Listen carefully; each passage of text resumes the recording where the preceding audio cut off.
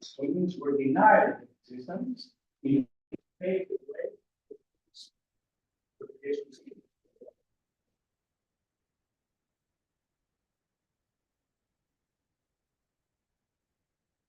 But also there is a trauma that followed. At Lausanne, for the first and last time, we cannot very well correct international level, but we can correct that. Lausanne, it was the first and the last time that exchange of populations was allowed. From that point onwards, exchange of population was crime. Am I right? Yeah. It was a crime against humanity. Of course, we do have historical instances of dislocation, definitely. But at Lausanne, we have 1.5 million people moving, changing borders. We have a denial of the Kurds and the Armenians of any recognition as citizens. And of course, we have the creation of the long-lasting bitterness and a sense of injustice by the Kurdish community.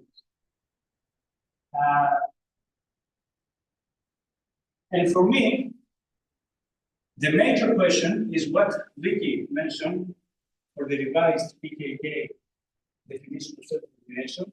There is a need to get back to the basics and indeed associate any question or any self-determination with democratic governance.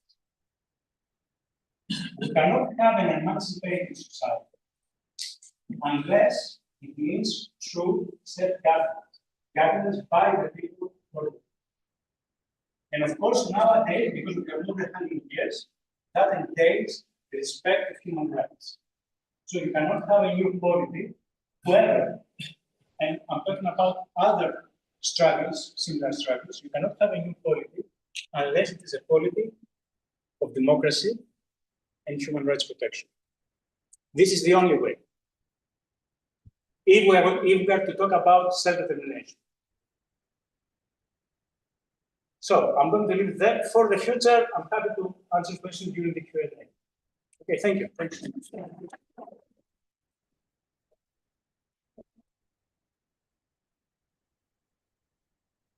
Thank you, appreciate it. We do have questions and answer time for now. If you have any questions or observations, anything that you'd like to ask or add, maybe, to what Chris presented on, please feel free to do so. You come up around the microphones.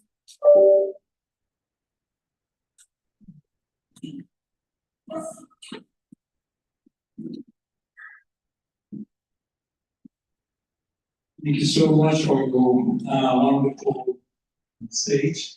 My question is, the laws on one of the consequences of laws on his being the ethnicities of the area. For example, like in Turkey, as soon as you mention Kurdish, they say it's a terrorist or mountain. In Iran, similar, they're separatists. And Bashur, they were differently treated by Saddam Hussein. Rojava didn't have the identity.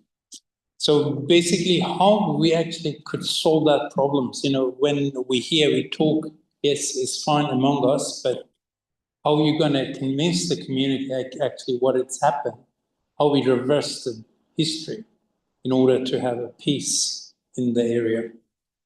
I'm not sure. Would you have any suggestion on that or not? Thank you.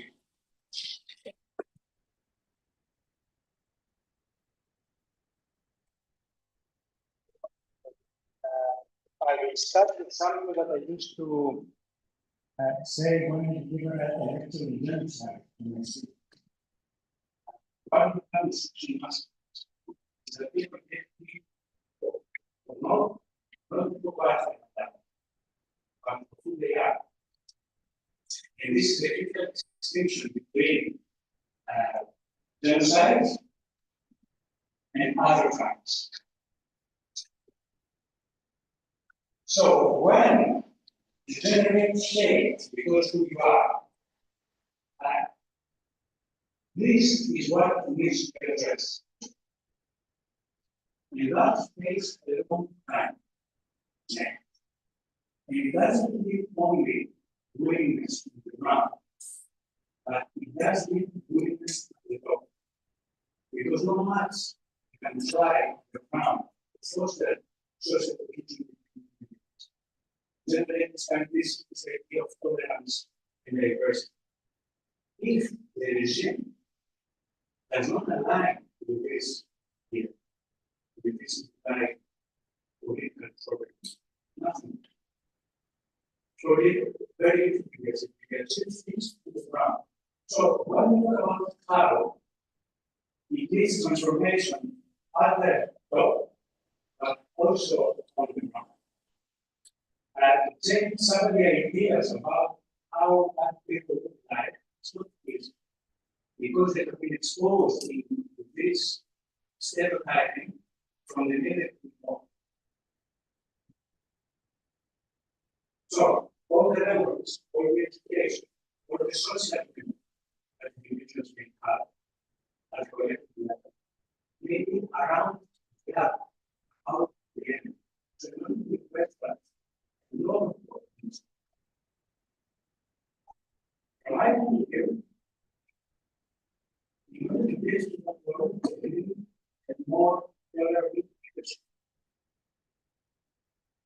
And what is happening right now is that there's a very development. In the sense that I'm not very sure what the book is trying to get before things go out and so on. They are genuinely think that they need something in order to collect less for the territory and ensure the future of the people. I don't know. From other contexts, I can assure you for the past 10 years that we've been involved in Southeast Asia, so I have seen the idea of self-determination happening for groups to say that, okay, if we want to have a violent state, we need to coexist with them. Therefore, we need to put them. It's an idea, but the very fact that the leadership is trying to promote that, it's absolutely more than me. Sorry. Thank you, that's really good. Yes.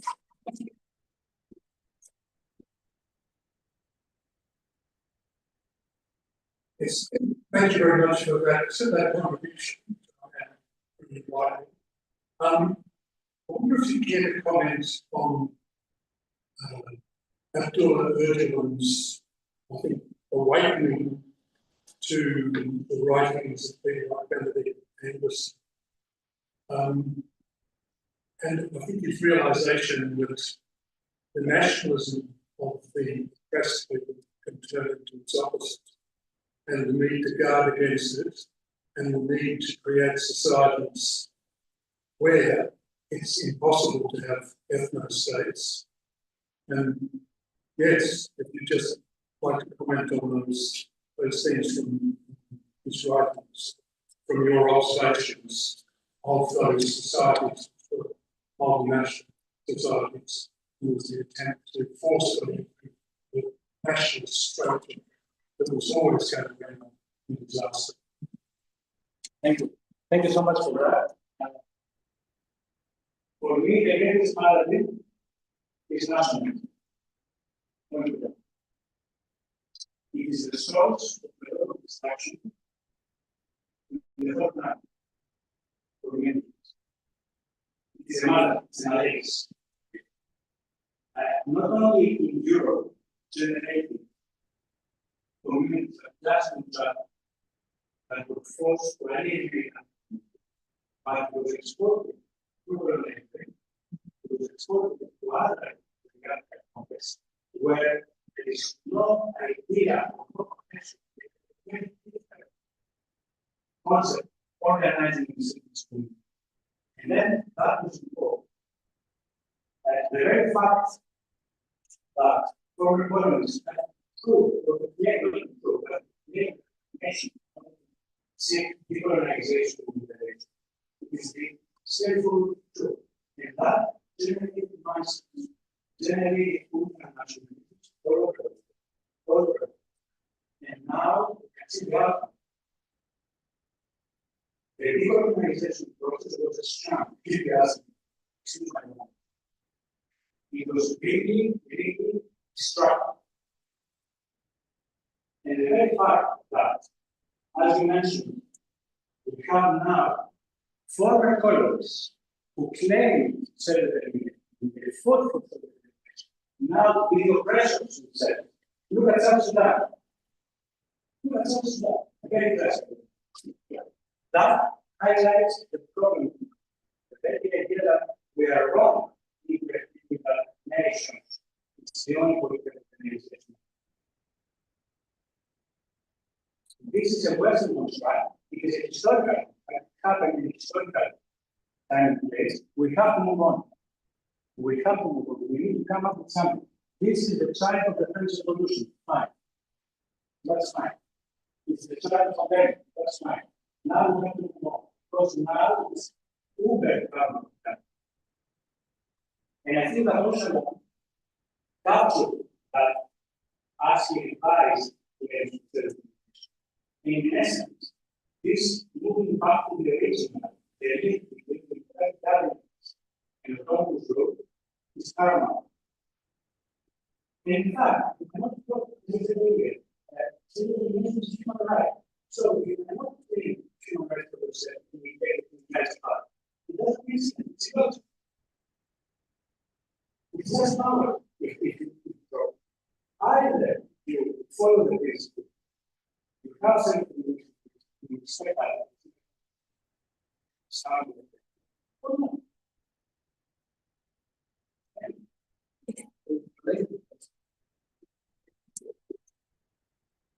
And solving the question of civil rights. So we might believe in the idea that we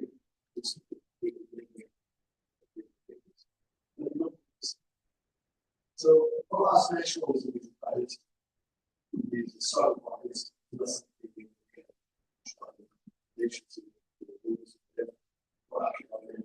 these are the sort of lines. So I know there are three active factors here. One is organization. Second is the other applications of the systems.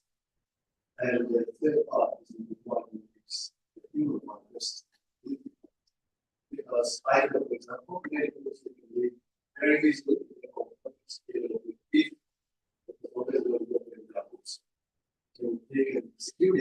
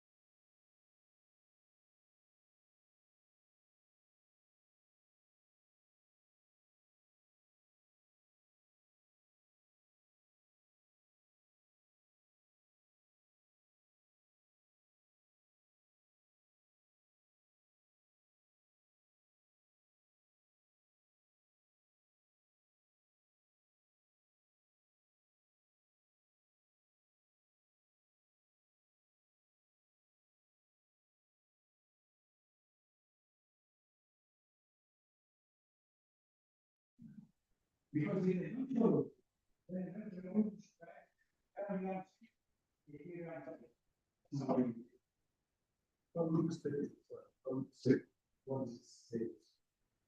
Because we can vote, we want to see. So everyone wants this, but that is still for us. What do you think? Okay, I think. I need to go a step back. In order to get to you. One of the major contributions to the national policy altogether was the management structure. In the respect to the building. Why? Because it was that point in time that all the power decided not to policy by force. And we cannot change borders every 2 years. They decided that it's a decision. Yeah. Now, if you take that for granted, and you say that the couple respects the borders, within the context, without changing the borders, what I see is extended autonomy, and the creation of confederation of regions within the existing state that we are. So you can have an organization, organization of the one regions under the same. So we don't have different states. I don't think that we have the resources within these autonomous regions to try. That's scenario number one. Scenario number two is stay there. That means what? It's highly like my opinion, have 8 reports in that region without having a lot of blood. Again, that's my hand. None of the talk. But I think we have to choose between the two and the decision makers. Extensive, autonomous door, for example. And then you have an umbrella organization, in the national organization, they use autonomous. They use together and having intelligent cooperation. Think of the European Union at much smaller scale. So, freedom of movement, freedom of capital, yeah. Unified economy, in some sort.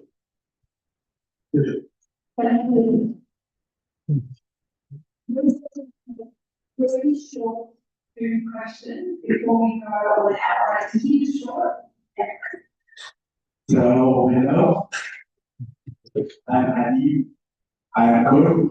I'm also PhD student, so working on mathematics. So, there is a problem why because with throughout my heart, I understand what self-determination meaning for Kurds. Because we want our identity, so it's very simple for me from the feeling part of my personality. From the other part, as a scientist, I just want to find a universal solution that mathematically can be applied to all of the planet. So, then for 10 years, I'm starting with the meaning of self-determinism. Who is the self? What is determinism? Self is people in the city, people in the one province, in one country, ethnic, in region, like a region. What is it? Who is the self? Humanity? Or what is the extent, the meaning of determinism? Creating the autonomy, creating the state or country, or like having more language for educational system, or like a human rights system. So the balance between these two, I just want to have like a universal and that might be a solution that can be applied in all countries, in Australia, in the Middle East, in the United States, in Europe, in all countries. So what is it? I understand that dynamic of power will define who has a right to determine, like see what is the meaning exactly of certain. I just wanted to find the solution to this problem.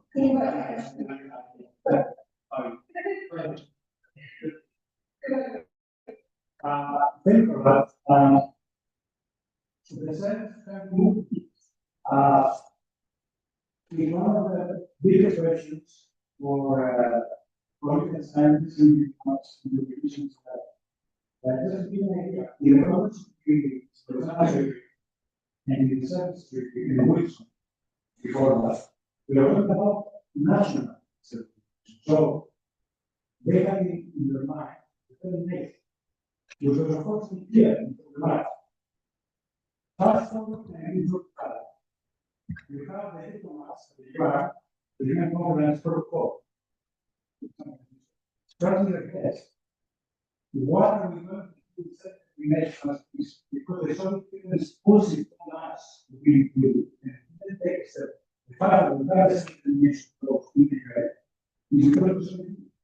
Not because of it. Don't forget the cost of government. They didn't want to have any conditions. But the problem is, there was starting the test. So instead of national, this is international figures. Yeah, okay, fine. Then currency. For the United Nations, you have formal politics. You have to be a group and a division group, colonial under colonial group, to be separated by soft power from the soil. And only then you qualify for that is fighting to the direction. Therefore, anybody take that box, including the girls, you don't qualify. The Japanese do not qualify, the Eritreans do not qualify, the Hachis do not qualify, there you go.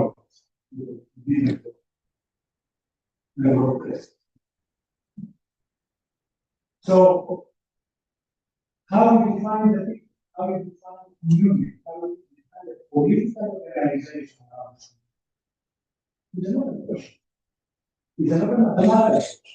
But every time a solution can be looked. Because I know mathematics and then you look the solution. And that's the issue. The challenge, the issue is the challenge. As I said earlier, from a very view, escape from our sovereignty and mix it.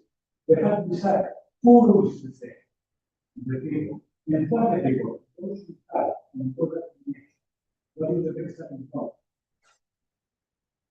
in order to determine who the people who rule are. Yeah. And what we know. Thank you. One final question we have today. And you can give it through 2 minutes or 1 minute. If you are right that vigilance idea and the Kurdish students with an idea is an anticipation of moving beyond the nation state, there seems to be in practice at least one challenge, that is democratic confederalism in practice can be seen as a way of negotiating respect and acceptance of different identities, national and religious. But the question of eliminating the state as a repressive structure might be more difficult because in the case of Rojava now, for many years, there has, for sheer survival, the necessity to maintain an armed force, police force, secret police, and an army. Is that second part that easy to transcend from what we are seeing? Well, very quickly, I cannot say a state without an army, but what I can possibly say is a very the less busy are Israel, the more lazy they become are better. Yeah. So they can have more police, they can have the mass, but not to do this. The less busy they are, that means huge political achievement. Achievement in the political spectrum not divided. And for not producing political output to the usual. So in the context of the democratic consideration, I think that, and I have to say that the honors, at least for that part of Kyrgyzstan, is very, I think the honors in this territory, there are forces that seem to be for many years now. We have been present, you know. But I think that we can try to your best. I want to teach you that it is not that they realize that the extreme, exclusive nationalism is something of the past. It doesn't believe that anything. I don't doubt the Turks fight hope for the independence. I understand that. But not something to that. So the almost in that sense, I don't know whether Erdogan is the leader to move Turkey that direction. He may out of fragments, not out of ideology, out of fragments. But sometimes fragments usually it is a certain point. But, and then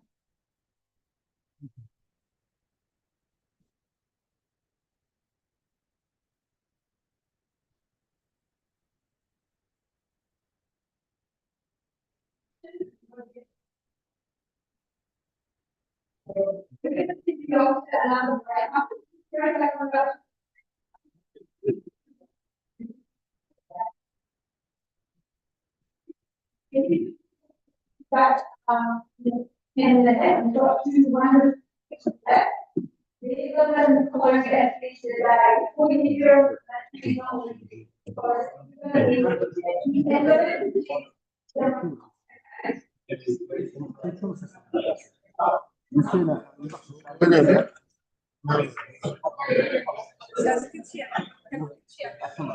Чем?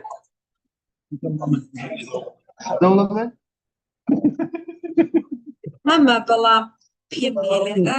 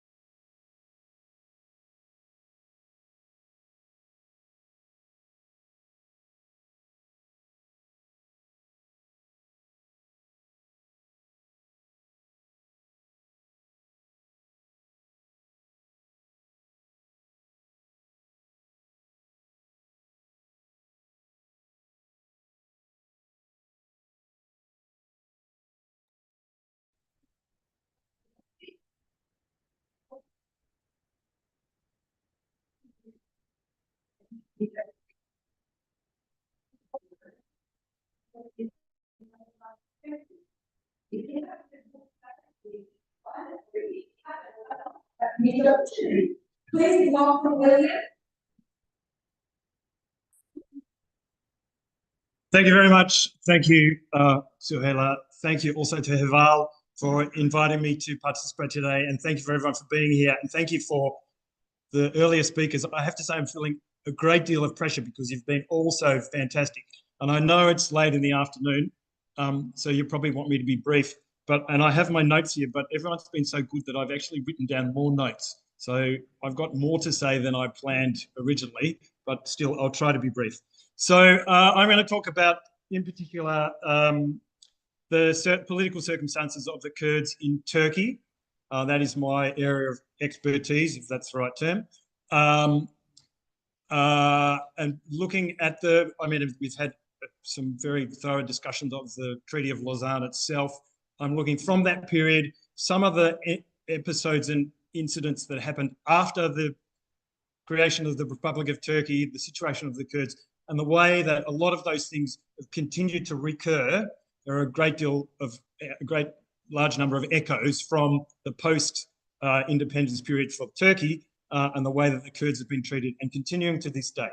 I think it was Bruce who mentioned in his brief comments earlier this morning that we need to look at history and learn from it.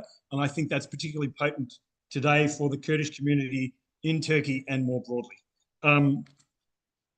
Anyway, so when I spoke to Heval, I said, well, I'd like to talk about the political circumstances of Kurds in Turkey. And I saw this story, which came up on New Lines magazine. Some of you might read New Lines magazine. I thoroughly recommend it. It's really good deep dives into aspects of history, geopolitics, culture, etc., etc. But this one, I have to say, I raised my eyebrows when I saw the headline, The Untold History of Turkish and Kurdish Alliances. Particularly when we're considering the topic of Lausanne and the early years of the Republic, the Turkish Republic, and the modern day period, it's not something that you think of. You don't immediately think of Turkish and Kurdish alliances. This article was written by someone called Hüseyin Jumo, who is, I believe, a Kurd from Syria. I'm not sure if anyone's familiar with him. But anyway, it's sort of allowed me to bring a certain perspective to what I want to talk to you about today. So I want to go back to the independence struggle. Now, I should note, I should have been a bit more diplomatic and written the Turkish independence struggle, because as we know, the Kurds have been embarking or engaged in independence struggles for a very long time. So if we look in particular at the Turkish independence struggle, which came after the Treaty of Sèvres, which has been discussed by several speakers today, Mustafa Kemal, who's now known as Ataturk, he became the leader of the Turkish nationalists, but he made great efforts to involve the Kurds in the push to expel foreign powers. Maybe I should be a bit more diplomatic, but to expel Greek forces, British forces, and French forces from what is now Turkey. So it was very important for Mustafa Kemal to engage the Kurds, both tribal leaders, intelligentsias, and important religious figures in the struggle to expel foreign powers from what is now Turkey. So it was, in fact, the case that Kurdish forces helped the Turkish forces expel those foreign powers. And the historian Robert Olson even goes so far as to say, if it weren't for the participation of Kurdish forces in that independence struggle, it may well be that Turkey as it exists today would not be a real thing. The Turkish forces may not have succeeded in expelling others if it weren't for the participation of Kurds. So a key idea at that point, which Mustafa Kemal espoused, was that the Turks and the Kurds are fellow Muslims. We need to expel the infidels. We're going to fight together under the umbrella of Islam to expel infidel powers who all happen to be Christian and establish our homeland. So here we can see Mustafa Kemal. Here is a map of the Kemalist political program. Eventually, they succeeded in expelling British, French, and, as Kostas mentioned, the Greeks from Smyrna, or from what is now Izmir. Thereafter, the Treaty of Lausanne was signed. As we know, it established the boundaries of what is now Turkey. I won't go into a great deal of detail. about the details of, or the specifics of that. But as John mentioned earlier, this is the first point I want to bring in from some of my other speakers. There was no provision within Lausanne for self-determination of minorities, even though there were particular articles within the document which Turkey signed that went some way to protecting the identity of religious or ethnic minorities. I won't read them specifically, but as you can see, the Turkish government was enjoined to undertake to protect the diverse ethnic identities contained within the modern state of Turkey. They were also enjoined to allow the free use of any language, whether it was Turkish, Kurdish, Greek, Armenian, Albanian, there were all sorts, within the new state once it was created, the new republic, Cumhuriyet of Turkey, in 1923. So while, as John points out, there was no provision specifically for self-determination, there were some measures in place. And if the Turkish government had entered that in good faith, then maybe some of the issues that we see today would not have arisen. But what actually happened after the signing of the Treaty of Lausanne and the establishment of the Republic of Turkey? The Kemalist regime brought in a series of reforms. So among them were, I mean, the broad goal was modernization, moving closer to Europe, and sort of turning away from what was seen as backward and Middle East. But it also included a range of things, including banning of the Kurdish language, removal of all references to the word Kurdistan from any book or any publication, the determination that only Turkish could be used. There was a very strong campaign put out amongst the provinces, Türkçe konuş, citizens, vatandaş Türkçe konuş, the citizens must speak Turkish. Aside from that, again, a key element of the Kemalist program was westernization, secularization. So the caliphate was abolished. As most people would know, the caliph was based in Istanbul since 1517, when the sultans took control of Mecca. So the caliphate was based in Istanbul. That was abolished.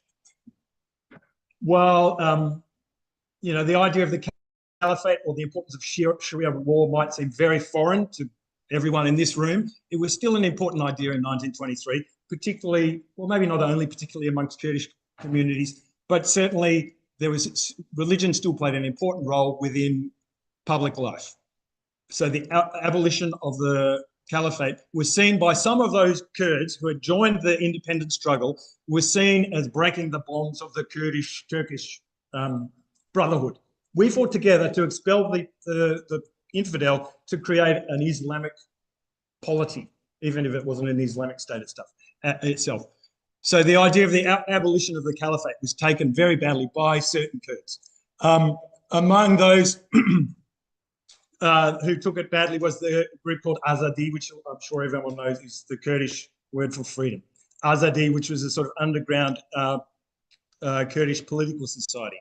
And Sheikh Said from Piran in the east of Anatolia was an important member of Azadi. He also was he was a Sufi holy man, so religion was very important to him. So he enjoined fellow Kurds to, he imposed him or declared himself the emir of the Mujahideen, where their religious soldiers were going to rise up against the modernizing, secularizing Turkish state. So again, this is probably a foreign idea for everyone in this room, that people would rise up in the name of religion. But that was one aspect of the anger of Azadi. The other one was the curtailment of Kurdish rights, the removal of Kurdish language, outlawing of Kurdish language, and other measures taken against Kurds. So there was a plan hatched by Azadi that Kurdish leaders across the region would rise up, take control of their particular areas, and then join up and create a broader Kurdish front. As it turned out, there were plans in place. Sheikh Said was tackled by Turkish soldiers, and the rebellion kind of began before it was fully prepared.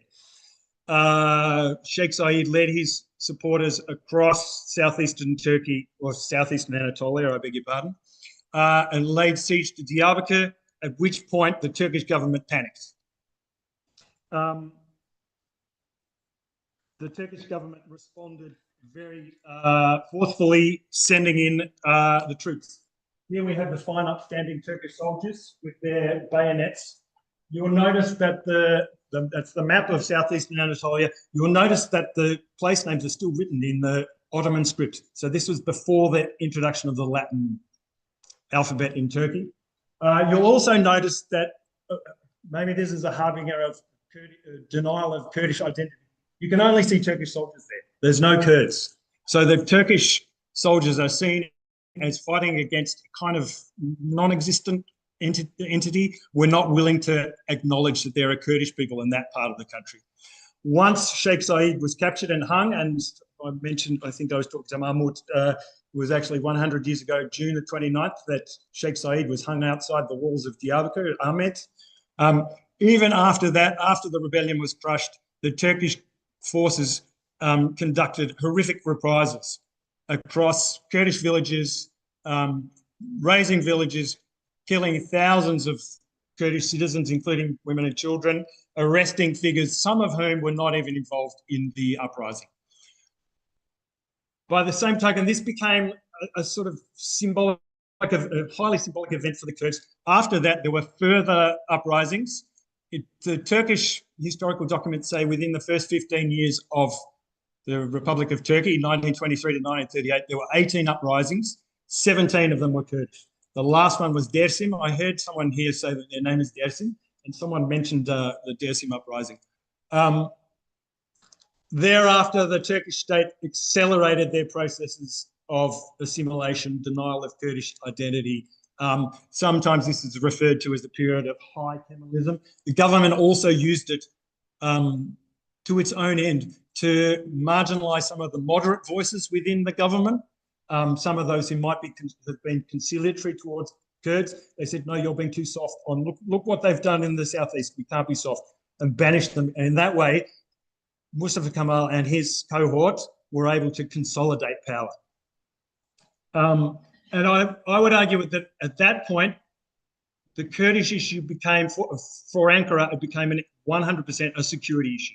It wasn't a question of self-determination or democracy or human rights, as some of our other speakers have spoken about. It was a security issue. And the only way to deal with a security issue is with the military.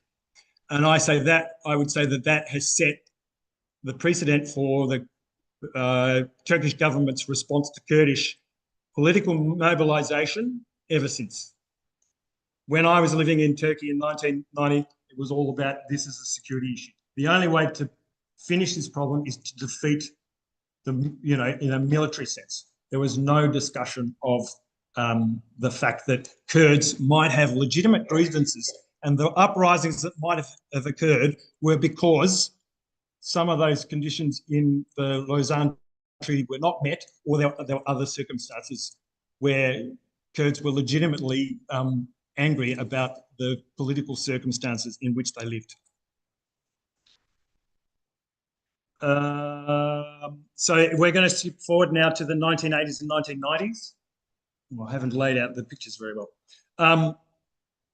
So a continuation of this, or a corollary to this, seeing it as a military issue, was an attempt to deny Kurdishness in any way, shape or form.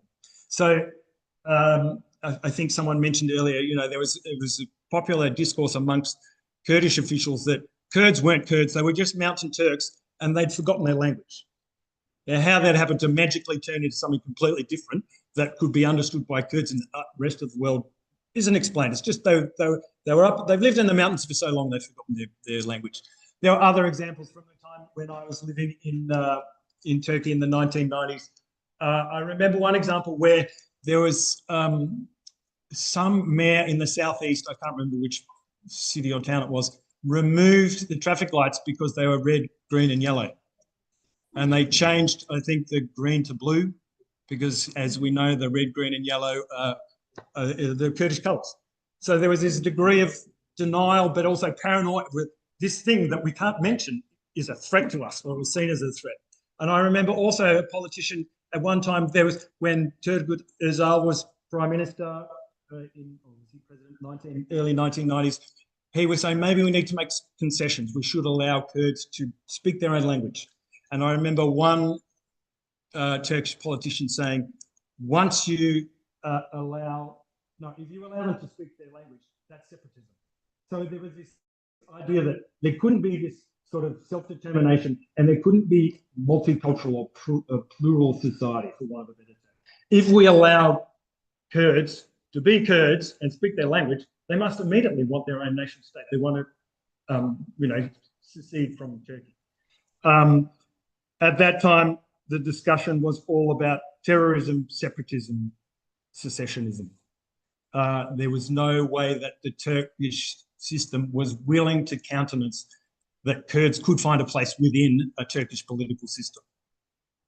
I remember another example. One time when I was a teacher in Izmir, Smyrna, and a Turkish student came to school and he said, it was very annoying. There was Kurdish people and they were talking Kurdish on the bus and they do it to annoy us. And I said, that's nonsense. You come to Australia, we have Turkish news. This is the 1990s. We still have Turkish newspapers. I don't know if we had Kurdish newspapers, but we certainly had Kurdish people. I grew up in a neighbourhood where people spoke Greek, Turkish, blah, blah, blah. And he said, yes, but you can do that because you don't have separatism. And I remember thinking, no, I think you've got it the way around.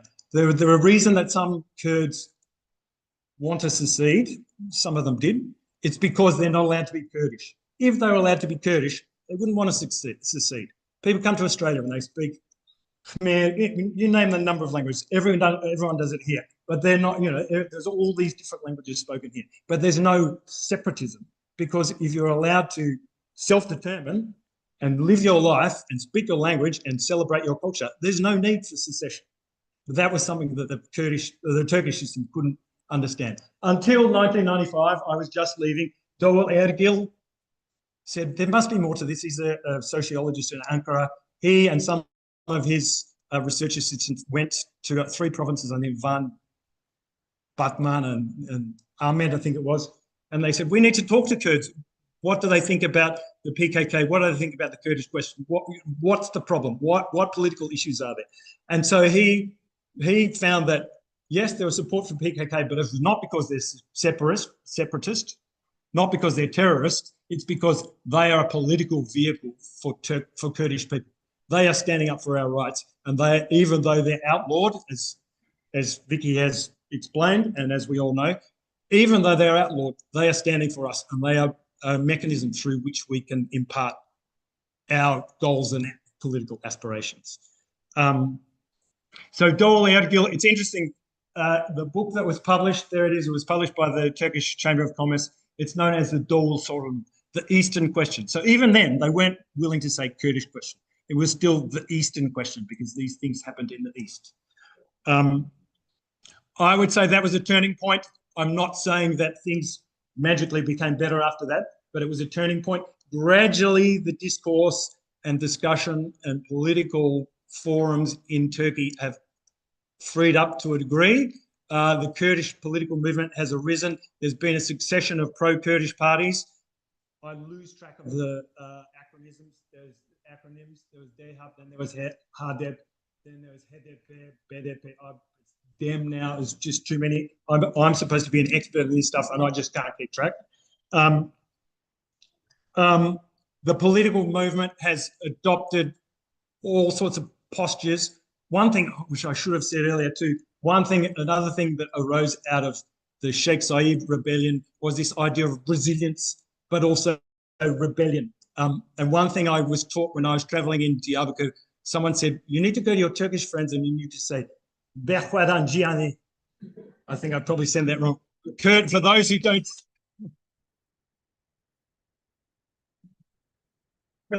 speak Kurdish, it means resistance is life. So resistance has taken on all sorts of form. Yes, it was the PKK, but the Kurdish political movement is much more multifaceted now and much more nimble.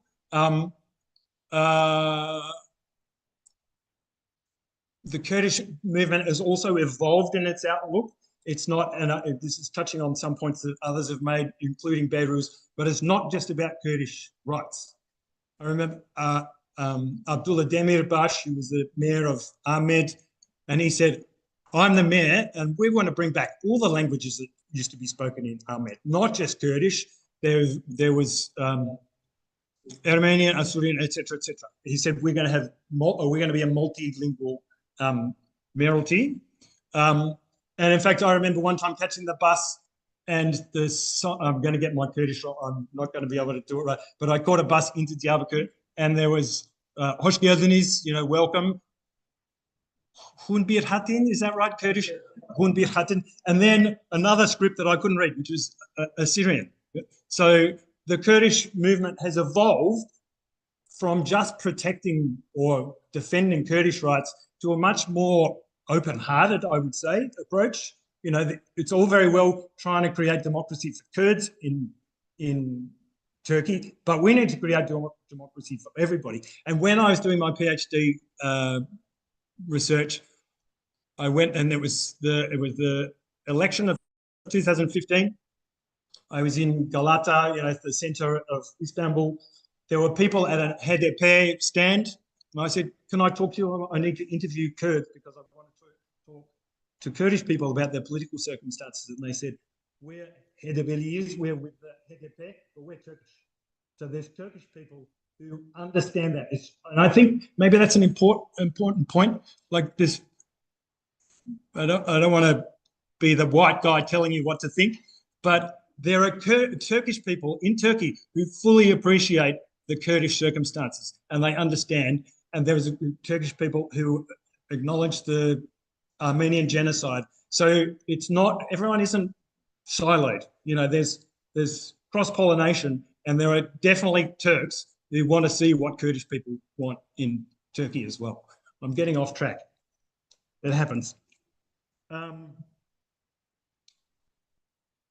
Important things to note were, indication of this opening political sphere, the very fact that Selahattin Demirtaş was able to run for president in 2014, in 2018. 2014, he got 9.76% of the vote. I'm sure that wasn't just Kurdish people. There were Turkish and other people voting for him. Another thing I would note was that HDP parliamentary members were not just Kurds. There was Turks, there was Assyrians, Yazidi, Armenian, yeah. And then the HDP won a place in the parliament in 2015. This was a rally just before the election in Ahmed. And I remember I was in my hotel room the night of the election. Monash University, they said, don't go, you have to get an ethics approval, to do your PhD research. They said, don't go to any political functions, don't do anything. We don't want, mainly Monash was just worried that I'd get into trouble. They didn't really care about my political views. So I sat in my hotel room, and I think I was on Twitter, and the electoral results came through, or the tally. They had their tally, and I don't quite know how the tallying system works, but they had to get 10% to win seats in Parliament.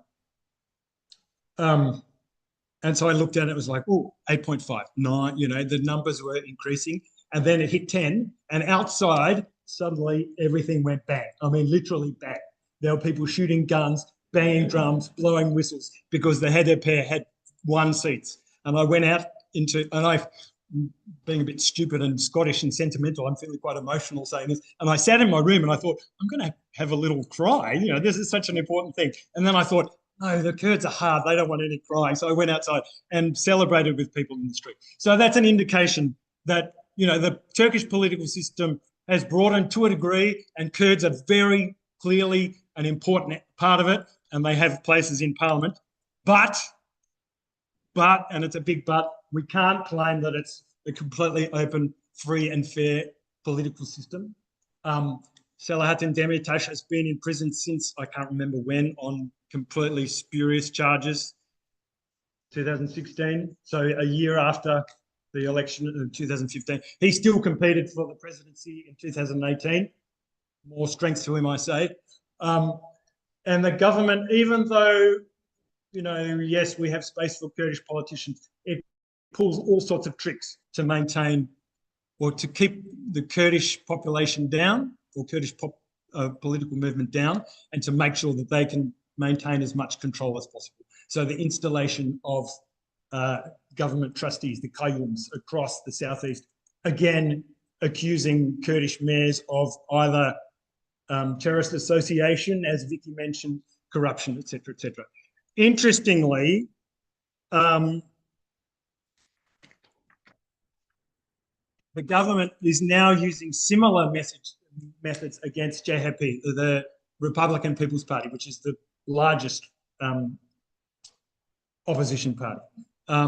So this, you know, the JHP didn't really make any, or I think they actually complied with the government when the government said, we're going to give ourselves powers to remove Kurdish mayors and governors.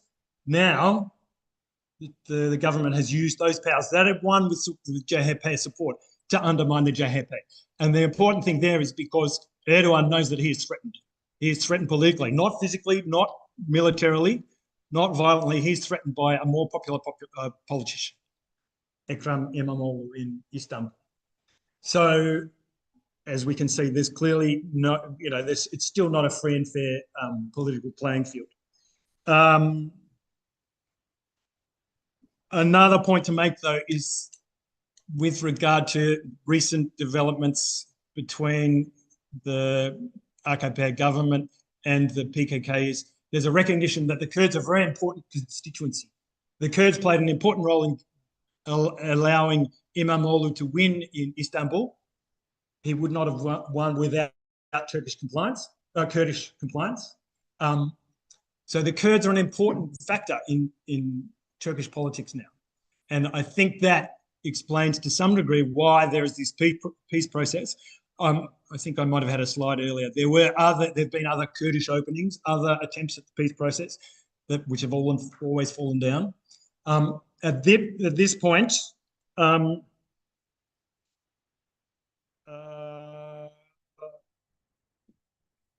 it's difficult to see what might pan out. But Erdogan is talking about a terror-free Turkey, as in the disarmament of the PKK will lead to an end of terrorism. And indeed, just, was it last week or 2 weeks ago, some PKK militants in northern Iraq made the symbolic gesture of burning their weapons. Kostas was saying whether this is Erdogan and his regime seeing, you know, looking into the future and seeing that this is a pragmatic thing to do. I probably shouldn't say this, especially as I'm being filmed, but I don't know that Erdogan is that good, or his regime is that good at predicting the future. Another theory that has been commonly stated is that Erdogan is doing this to win the Kurdish vote. He recognises, okay, we've got Erdogan, key supporters, JHP, the MHP, the nationalists, and the Kurds. He wants to try and win enough support to change the constitution to extend his rule. He's had his 2 terms as president, so constitutionally he's not allowed to do it again. Some are arguing, and it's not an argument that I discount, he is doing this to win the Kurdish vote, only to extend his own rule. Maybe he's seeing into the future and seeing that this would be a useful thing, or, you know, beneficial thing for Turkey in the broader picture. But my feeling is that it's Erdogan looking out for Erdogan, because I reckon through his long rule, his most powerful skill is looking out for Erdogan. So I think at this point, again, I don't want to be the, you know, European guy telling people what to think, but I think the Kurdish movement needs to think very carefully if they want to be in bed with Erdogan. Are they willing to let him carry out injustices against the JHP as he has previously done against Kurdish politicians? Are they willing to overlook that in order for this peace agreement to persist, even though there's a very great or considerable lack of detail in what the peace agreement actually entails. Whether there is genuine intent on the side of the AKP and the government to grant more rights to Kurds, that's not clear. So I think the Kurdish movement needs to be very careful considering how it's going to proceed. And perhaps there is a parallel between the liberation war of 1922, where Ataturk said, you will work together, Turks and Kurds, to expel the infidel, and then Ataturk changed his position. Whether the same thing will happen with Erdogan, I don't know, but perhaps that is the precedent that we all should be looking at. But finally, I think the important thing to consider is the role that the Kurdish movement has played in promoting real democratic governance within the Turkish political system. It arose, in my lifetime, it arose through the struggle of the PKK, which was a military struggle, but it has become much more broad-based, and it's brought in, again, I think something that Behruz mentioned was that it's a radical politics. So it's the HDP who has brought in equal female representation, which is something entirely new for Turkey. It's a radical politics, but overall, the Kurdish movement has been an enormously positive phenomena for the political system within Turkey. Where things will go from here, it's very difficult to say, but I've got my fingers crossed, hoping that Herşer güzel olacak, everything will be wonderful. Thank you very much.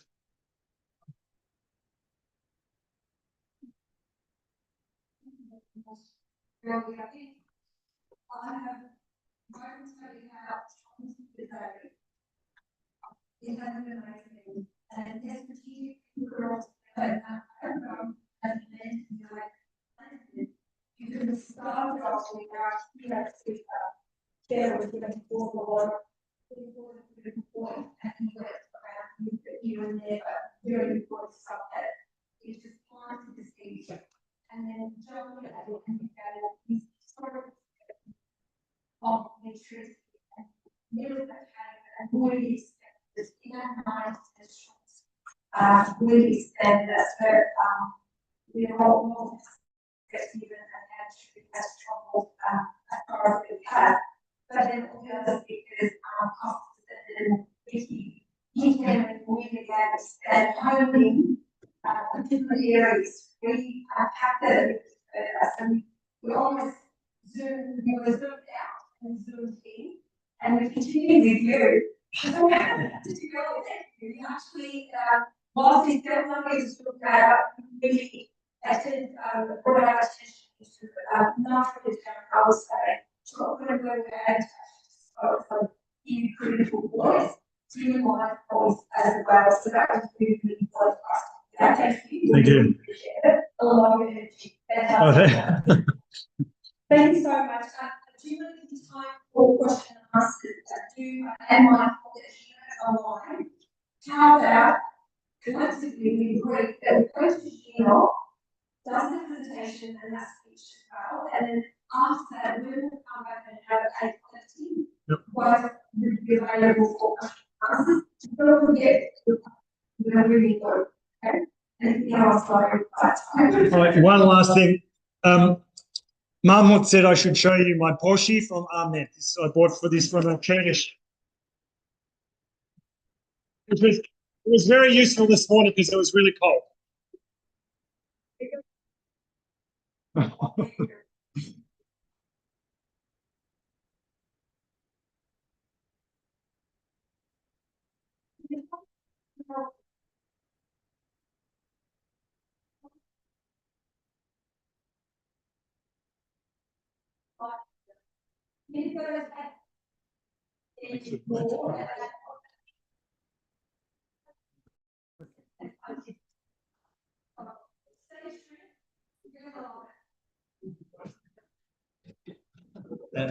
So maybe close to is ready. Perfect. We've got Sheena online. Can you hear me? Oh, we can't hear you.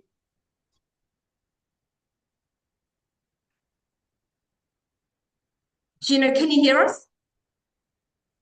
Oh, we can't hear you. Are you on mute or? No, she's not.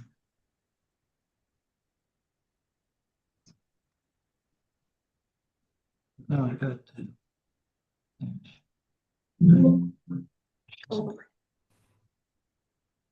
Can you hear me, guys? Yes, that's perfect. That's wonderful. All right, Gina, before you start, I'm gonna. Can you hear me? Yes, we can. Can you hear us? Can you hear us? Yes, I can hear you. Can you hear me? Yes, we can. Yes. Oh, great. I was a little bit worried. One moment, I will share the screen with you guys. Yeah. Gino, before you start, I'll read a short biography about you so our audience know who you are, and you can, okay? Yes. Fantastic. Okay. Forgot that I need glasses. Gino is a Kurdish political scientist specializing in international policy and Middle Eastern affairs. Gino is a prominent advocate for Kurdish human rights, women's empowerment, and democratic governance. She actively engages in international policy and civil society initiatives across Europe, including efforts related to Iran and Rojava. Named Women of the Year 2023 for her contributions to women's rights and Kurdish self-determination. I think that deserves a round of applause for her.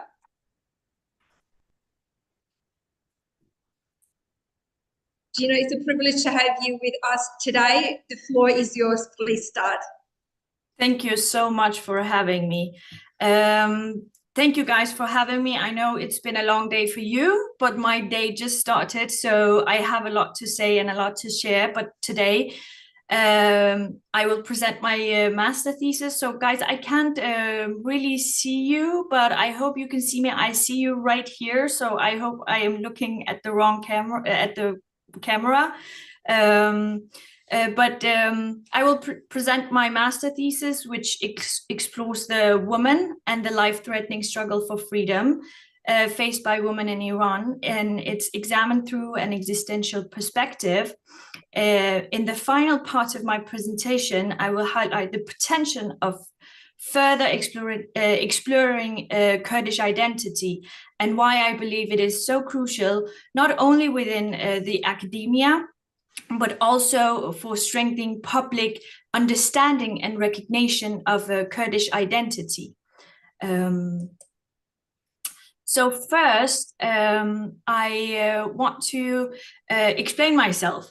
I can't really see, but the presentation of an Iranian woman, why I chose that name, because when I first started to think about what I want to write about, I was sure it was Jinjian Azadi, Woman, Life, Freedom, but because I had to register already, I think 9 months before I had to write it, I didn't knew the approach and the angle, and I didn't know if I even would get any Kurdish perspective, as I was dependent on the participants, the informants. So therefore, I spoke with my supervisor, and he said, well, we can go with this and then we can change it. But as we realized when we found my approach, that it was not possible to change. But I think it goes. So my thesis investigates the question, what makes, can you guys hear me? Yes. Okay. What makes an individual to choose to protest at the risk of their own life? And does the Woman Life Freedom movement have the potential to develop into a sustainable movement? So there lies two questions. The focus is only on the individual's inner reflections and unique reasoning, decision that ultimately shapes their own life, the future of the country, a potential influence on entire region and the rest of the world. So firstly, I would like to introduce why I chose this topic and the motivation for it. And then we will go to the methodology, the theoretical and analytical approach, the thesis findings and contributions, and the potential work for the future.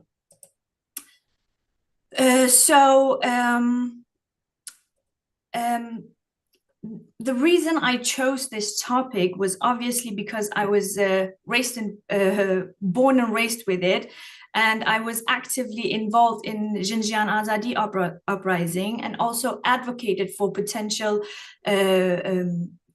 policy making, for the people inside of Iran, both in national context and international context, through media, organization, political institutions such as the Danish Parliament and the European Parliament.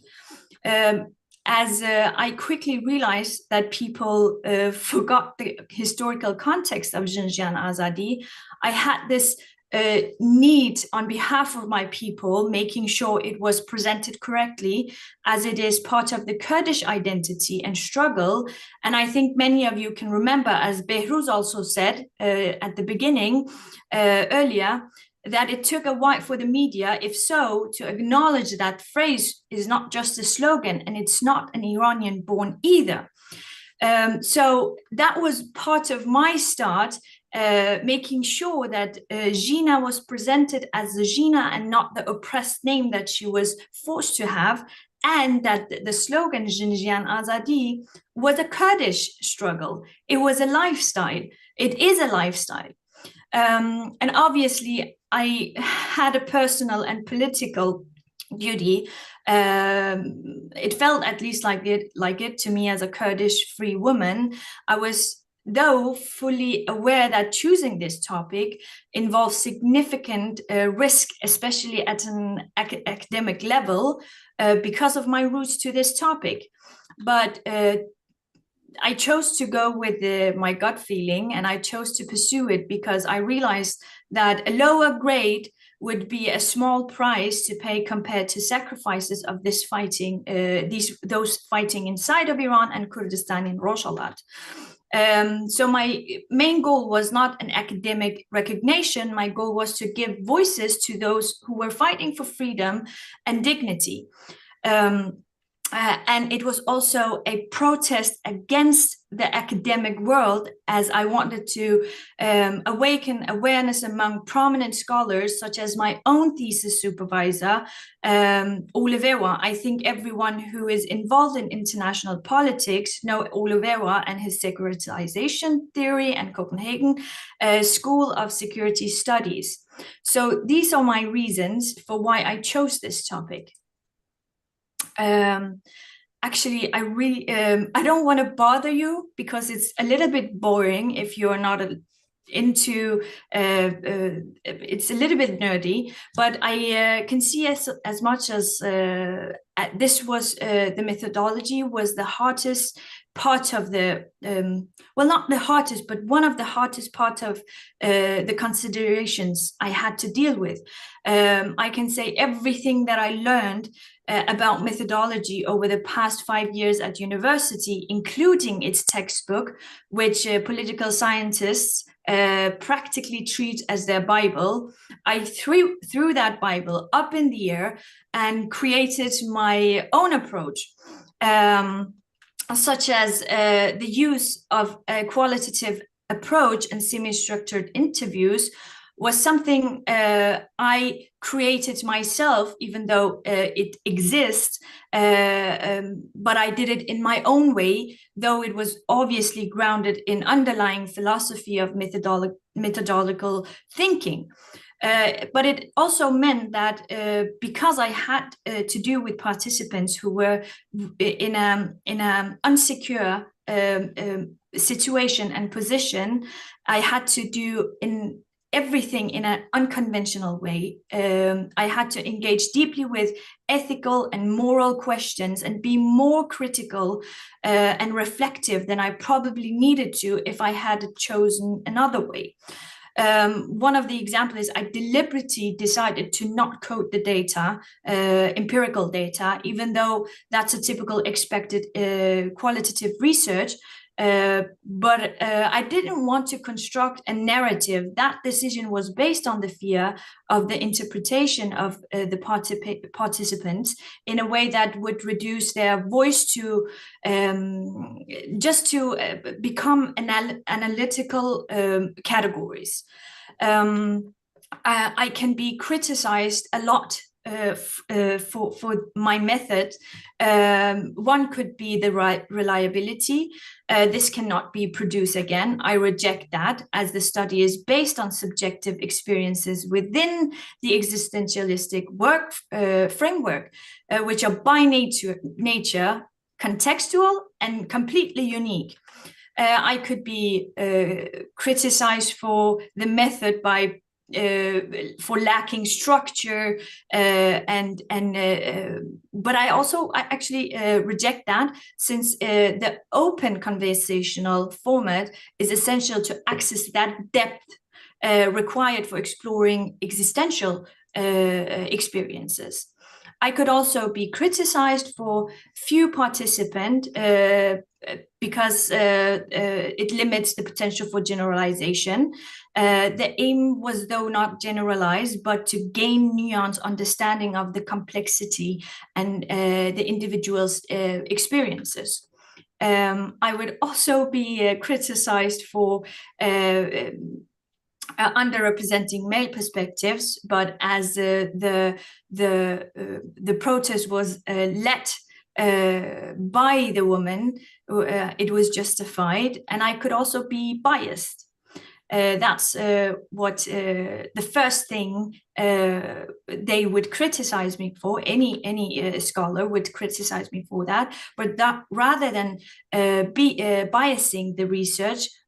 Because of my roots in Rojhelat, my roots enabled a level of cultural and emotional understanding that allowed the participant to feel safe and genuinely feel heard and trusting me. And that trust is really difficult to actually gain because they were in the middle of their fight, they were in the middle of their protests. Therefore, my positionality actually facilitated access to stories and perspectives that might not have been shared with other researchers outside the community. The theoretical and analytical approach, obviously, I was inspired by Simone de Beauvoir and Jean-Paul Sartre and Søren Kierkegaard. And I want to brag about that. I took that picture of Søren Kierkegaard myself. He is in Copenhagen and he was Danish. So that I had to say. The theoretical foundation of this thesis, obviously based on existential perspective, that also shapes the analytical and methodological approach because it ensures this coherence between the theory and the method. The choice of the theory stems from the fact that, in contrast to, for example, I could also choose structuralism and post-structuralism, which view the individual primarily through the lens of the social structure and societal factors. Existentialism places the individual in the center and emphasizes those significance of the individual and their choices and their actions, which was the main purpose of this thesis. So this perspective forms the cornerstone of this thesis, as it supports and guides the interpretation of the empirical data. It has been really crucial for me to allow the informants to speak for themselves, and that is why existential approach is perfectly suited for this purpose. And my position was obviously all the time being critical and reflexive during the whole analyze when I was writing, and it was really difficult. The findings of the thesis, there were many, but I had to choose among the most dominant ones. Because I didn't have a lot of space in my thesis. So one of them is life or death, which we want to go through now. I have chosen some of the quotes from those I have interviewed. I don't feel like I'm choosing death. I feel like I'm choosing my life, a life I can be proud of. So this quote is from a Kurdish woman that completely flips the Western liberal idea of choosing life on its head. In Iran, and especially in Rojhelat, and especially for Kurdish women, a passive life under the dictatorship is equated with non-existence. Though the risk death become the only authentic way of living. So this is really interesting. This woman who I was interviewing takes responsibility for her existence by choosing life with her values, that aligns with her values, even if it carries mortal consequences. Here, freedom is not just a right, but a core identity defining value for this Kurdish woman. And I believe, because I am a Kurdish woman and I know the Kurdish women across the region, this is definitely a core value among a majority of them. The Kurdish, this quote also reveals that to live without freedom is to live in an existential contradiction. For Kurds who have been for a long time marginalized by the Iranian state, this means resistance becomes the only way to reclaim dignity. This act mirrors the Kurdish, national, cultural, I don't know what to call it, slogan, motto, lifestyle, Jinjian Azadi, where death is not the end, but a means to assert selfhood in the face of annihilation. And the second, a safe place for me, so my surroundings and everyone else. And this is where critical lenses are really important. This quote reveals a communal dimension, often emphasized in Kurdish political culture. It shows the fight for freedom is not just for oneself or one individual, but bound up on protecting the community, reflecting the Kurdish tradition of collective resistance and solidarity. Then I don't think I want to go further with this one, but if the third part, if we had the freedom to protest and criticize the regime without being prosecuted, killed, raped, don't you think we would have done that? So I get a question back, and it was because I was told that this woman had to do something that could be categorized as violence. And I asked her, why, how can you legitimize your violence when you are the one protesting against the violence? And she answered me this. And I was not shocked, but I really like this quote. It's a rhetorical question, speaks of the systemic criminalization of Kurdish voices, especially when intersecting with gender. It challenges the myth of agency in repressive systems, emphasizing that Kurds, especially women, are denied even the most basic democratic space. In all these quotes, in the Finding Life or Death, the denial of Kurdish identity is not just cultural, but existential. It produces fear, silencing, and shame, though forces Kurdish individuals into a position where they must reclaim their identity through life-risking protests. Their existence become therefore as a resistance. These are not merely acts of civil disobedience. They are attempts of reclaiming a denied right to exist as full human beings, as Kurds. So when we talk about civil disobedience, it's one category, and then there are resistance, two different things, where we in other ethnic groups in Iran, we see civil disobedience, but in Kurdistan, in Balochistan, I must say that, we see actual resistance.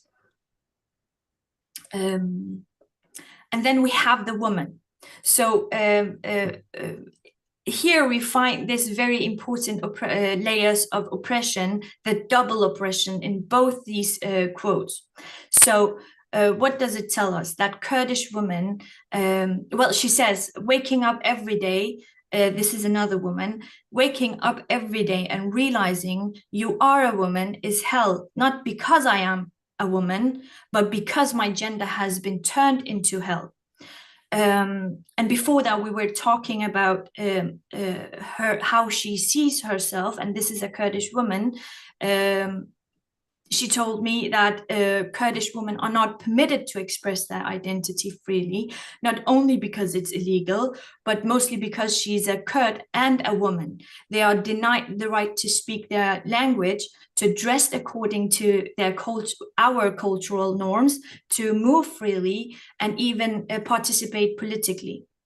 So these restrictions do more than just in an existential perspective is limits not only physical freedom, like how you can move, but erase their social and political presence in public life. They are not allowed to fully exist as Kurdish women. Their subjectivity is completely denied and erased as who they are. And drawing a line drawing on Sartre and Beauvoir, this state of erasure that the Islamic Republic in Iran can be understood as a condition of immanence. So immanence refers to a fixed state, that passive state that imposes rule by society and the state that limits the individual freedom to define themselves. Beauvoir wrote about how women are often confined to immanence by patriarchal system, which deny the transition and the ability to act, choose, and create meaning to become this authentic self. But Kurdish women, and this is true for many women in Iran, by the way, but for Kurdish women, it is different. Kurdish women resist imposition by asserting their right to be. So in other words, they engage in act of transcendence, refusing to remain passive objectives defined by the regime. And instead, they are insisting on being seen, heard, recognized as full subjects. Their resistance through protest, voice, dress, as we have seen during Nowruz, it is a claim to the Kurdish New Year, is a claim to existence itself. It's a what they call a radical affirmation. We are here and we exist, even if it's not on our own terms. We will resist this criminalization of being a Kurd, being a woman. The freedom. So the freedom findings, one of the women told me, not being afraid to speak, not being afraid of your future, that I am not imprisoned for writing. So here again, I have to be a little bit critical, because at first glance, it might sound a basic human right, a basic Western human right, freedom of expression. But for this informant, who is a Kurdish woman in Iran, in Rojhelat, it's so much more than that. As a Kurd, this emphasizes the belongs to one of the most marginalized and monitored groups in the country. Not only does the regime not see Kurdish people and Kurdish women as citizens, but they are treated as a threat simply for expressing their language, their Kurdish identity, calling for rights, which is treated as a political offense. So when she talks about not being afraid, she's not talking about posting online. She's talking about resisting a system that criminalized her very existence. So imagine if I could not speak my language on my own soil. Well, that is my mother language. That is the first thing that I do, calling, breathing. So that language becomes my tongue, our tongues becomes a criminal. So from an existential perspective, her decision to speak, despite the risk, this writing is a powerful act of freedom. But politically, it's a radical rejection of a regime that wants her silent, invisible, and afraid, and erased. So for her fight for freedom is not just about rights, it's about reclaiming her life and making space for her Kurdish existence in a system that tries to erase it. A better life, a better life and freedom is a place where I can work and build a dignified life, feel safe. So here, this better place is a place where the Kurdish identity is recognized, the language is spoken freely, the culture is practiced without fear. We've seen in Nowruz where Kurdish men and women were simply imprisoned only because wearing Kurdish attire. That was claimed as a terrorist attire. So when they did that, they didn't fear, but they resisted this criminalization of Kurdish culture. Also, this vision of place stands in direct opposition to statelessness, and this is really important. So it stands direct in opposition to the statelessness, displacement, enforced invisibility, and reality that has defined much of Kurdish history across the region. The reference to safety and dignity points more than the absence of violence. It actually gestures towards the presence of rights, recognition, and self-determination. And the reason I quote this, freedom or liberation. So in her About Revolution, Hannah Arendt distinguished between liberation and freedom. Which is where she argues that liberation is a precondition for freedom, but not synonymous with it. So liberation entails a release from domination, oppression, but freedom requires space and capacity to act, to appear, to participate in shaping a common world, society, wherever the situation might be. So for Kurdish, regarding the Kurdish lenses, the Kurdish struggles, the liberation is not just symbolic, it is material and politically necessity. It means release from structural annihilation, cultural erasure, social economic marginalization, and military occupation. Only after these oppressive structures are dismantled can freedom for Kurdish people, these people that I have spoken with, as the ability to act, speak, and live meaningfully, be imagined and enacted. In short, so for the Kurdish people, the subject is not only geographically, but a condition of possibility for both survival and self-determination. So the struggle is not for westernized feminism, but for existential recognition in both in Iran and the West. Edward Said says in his Orientalism how he can explain Kurdish women are flattened into one-dimension victims, when in fact they are the agents of the revolutionary change. And we see that in these acts of Kurdish women. The movement. I want to make this short. I'll try at least. So what makes the Women Life Freedom movement such a turning point is its ability to mobilize across the region, across the Middle East, basically, across the world, and across ethnic, gender, and class divides, unlike previous protests in Iran, which often was focused on reforms or specific changes. Zinjan Azadi actually calls on for complete dismantle of the regime. It's not about improvement, it's about structural change, and which we actually have been raised with.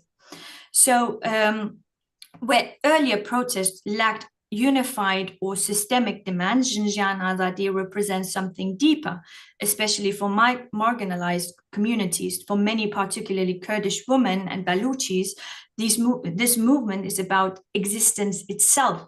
Freedom is not just about rights anymore, it's about being recognized as fully human, as I said earlier, politically and socially, economically, and so on. And through this Kurdish lens, Kurdish women within the movement pose dual challenges to the regime. They confront both the state patriarchy and its Persian-centered nationalism. Their presence in the streets is more than just a protest, it's a refusal to be erased, both ethnically and as a woman. Therefore, their resistance is both symbolic and strategic. I have been asked the question, I asked myself that question in my thesis, how sustainable is women life freedom? Well, it has shown impressive resilience, growing organically, mobilizing across ethnic, gender, class lines, across the map of Iran. And Diana Bashara argues it is deepened and expanded despite lacking of a formal structure, but organizing under Iran's repressive regime, nearly impossible to have such organizations. The state has actively banned pro-democratic organizations, leaving women life freedom without infrastructure needed for long-term coordination and resource mobilization. But as Shukriya Brado said, she said that the link between the people and the mobilization between and across the people in Rojhelat is so amazing, which is the main reason that has brought this Zinjan Azadi so much out of the borders of Rojhelat into the Iranian land and outside the Iranian borders. So, but also Bishara, she reminds us that formal capacity isn't necessary. Is not a necessity for mobilization, not all the time. Women Life Freedom has endured beyond protest. It may eventually require political organization foundation, including leadership, material support, and strategic direction. So the key question remains, can a movement built on urgency and symbolic power survive, or will it need structure to last? I mean, I'm a political scientist, so I will leave this unanswered.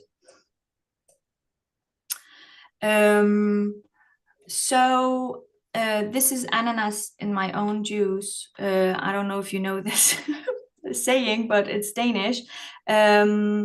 My thesis contributes on 3 levels. empirically, theoretically, and methodologically. So empirically, it's based on a unique data which is really rare in Copenhagen, a university, to gather, and centers the voices of women who live under both political and gender repression, which is excluded in mainstream research. Theoretically, I apply existential thinkers like Sartre and Beauvoir to international relations and bring attention to concepts like identity, freedom, and moral responsibility, which are often overlooked in international relations. And the method, the thesis develop an exclusive approach that draws on my own roots in Rojava, enabling a deep access and understanding that would otherwise not be possible. So overall, this thesis bridges lived experience, ethics, and theory, and was validated by my supervisor as a bold contribution to a growing field of existentialism in political science. And potential work for the future, and why does this subject matter hold such a critical importance? I want to introduce you to something else, and I know it's really bold because I only have 7 minutes, but I have to do this. Just quickly, you've got 2 minutes to wrap up, if that's okay. Okay, I'll try. Okay. So I don't know if I can make it, but I really wanted to discover the Kurdish identity. And I think it's really important, well, because the regime has made this construction of the Iranian people, and the Iranian people are those who obey to the regime, who are speaking Farsi, Iranian, uncritical, which is in complete opposition to the Kurdish identity. And Kurdish identity as an empty signifier is helping, if using Laclau and Moffat's discourse theory, obviously, it shows us that various groups attach different meanings to Xinjiang Azadi and the Kurdish identity. For some, it represents women's liberation. For others, national self-determination. And probably for many, the meaning can be both and other things. I cannot make it to the last, but I will say one quick thing, and that is the radical and chains of equivalences. So the Kurdish people, the Kurdish woman, if we use Laclau and Moffat's theory, we understand its strengths.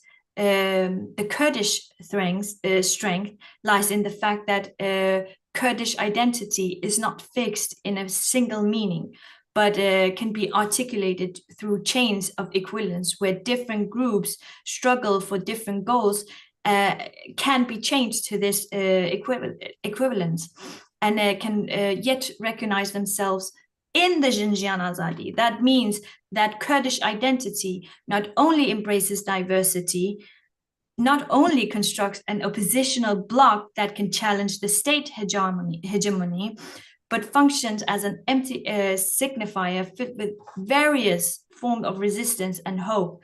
It is exactly this openness, resonance, and symbolic weight that makes the Kurdish identity so powerful and yet so threatening to this regime. And this is why I really want to one day be able to go further with this. And I think you can do it with Laclau and Moffat's help. Thank you so much, Gino. Please, a round of applause for Gino. A really wonderful, I would say, speech and obviously presentation to end today's conference. Gino, we're going to take questions from the floor. We did have our last guest speaker as well, Dr. Gurley. Like, he would also be obviously coming and joining us. He's still here? That's awesome. So the audience will be asking questions, and we will make sure they actually tell us who are they asking the question of. And sorry, what was that? Okay. I have other people mentioning a few things to me, but stay online as we get the questions. We're hoping that you'll be able to hear it. If you didn't hear it, let us know, and we'll try and repeat it to you again. Is that okay? Yes, sure. Fantastic. All right. Okay, we have our first question for you, Gina. Okay. Number 3. Gina, thank you so much for your participation. My question is, if you briefly, we're talking about philosophy of Sorry, you have to come a little bit closer. Okay. Yes. So if I could, Jinjian Azadi, one thing is quite important, that Jinjian Azadi, I think we all agree, it didn't burn just overnight. It's 50 years, decade of a struggle of Kurdistan freedom movement. Mr. Öcalan, who this is 27, if I'm not mistaken, in the extreme isolation in the prison of Emrali, he writes chapters by each single word. That means we cannot have you cannot have an Azadi freedom if there is no life, and you cannot have a life if there is no woman. Kurdistan, he put in very broader perspective that Kurdish freedom is dependent on woman freedom. That's mean Kurds cannot be free until a woman is free. So I put in this context where he analyzed it, and he so many perspectives where Kurdish education of Kurdistan freedom movement for years taking place from the Rojava, from northern Kurdistan, and all parts from to Rojava, where the Jinluji as a state philosophy of the woman to go through Neolithic period, where everything from top to bottom has been man taught. From dressing woman is always been man challenging a woman to dress or a woman to have a life. When they from the cave, people come to farm and during the Neolithic period. But there's something I'm just missing here. The most contributing, the most things that bring the woman, Kurdish woman, to his state as was 1,000 years ago is Mr. Öcalan, his philosophy, his thinking, his idea, his vision. And Jinnah Amini understood that very well in my perspective. That's why he was murdered. Wasn't because of his headscarf or anything, but because of the philosophy that Mr. Öcalan put in perspective of vision of Kurdish woman that's been backbone and front runner of entire struggle that reflect the entire world. So how you connect your dot point to this, why we don't see that most, because the river need a spring. You cannot have a river if you don't have a spring, the source. So how you define your source in your auto for the Jinjian Azad? Thank you. I'm sorry, I didn't hear your question. Yeah, my question is this. So we're talking a lot about Jinjian Azad. But the most, if we, for example, we talk about river, we talk about the source, come from ocean, come from the source in the spring. Why in this context, the most creator of this backbone of Kurdish woman struggle, Mr. Öcalan, and the Jinjian Azadi, that Jinluji now has been for years Kurdish woman in the mountain and study and revolutionize the Kurdish woman. So why we don't see that perspective in your speech, or how you connect that, how you see your perspective to Mr. Öcalan, how you see the Jinjian Azad in Rojava that contribute, that revolutionize the breathing space for Kurdish women to rise.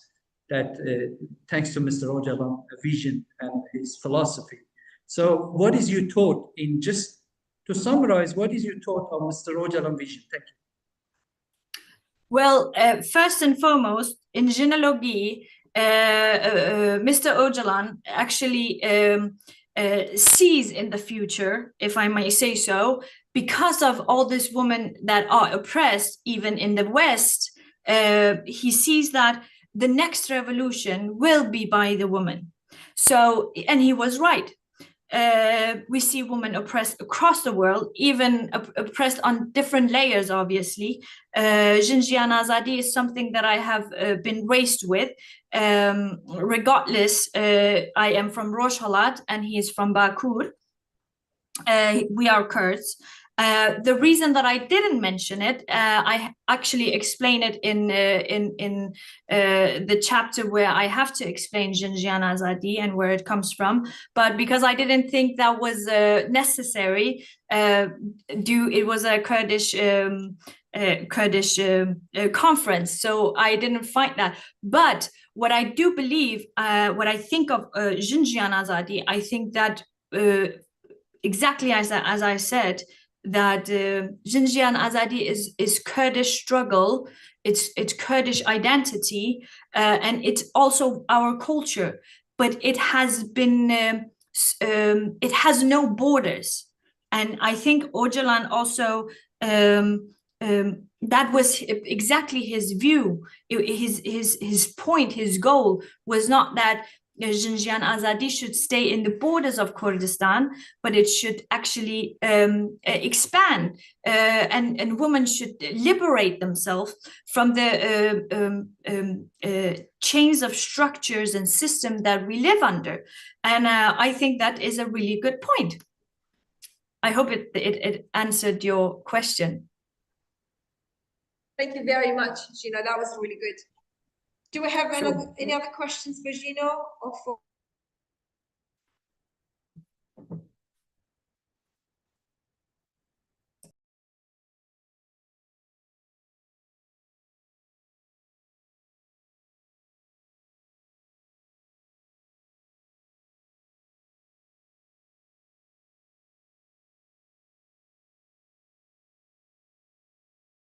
I think I lost you. Can you guys hear me? Can you hear me?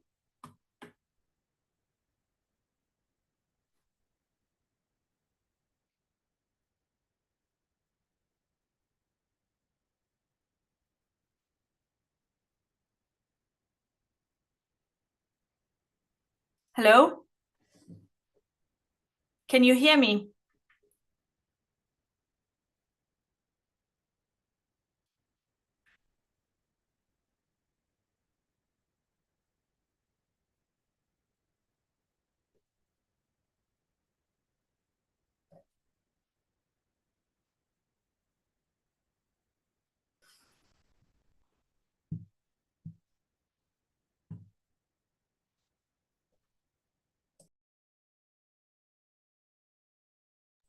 Well, I am talking.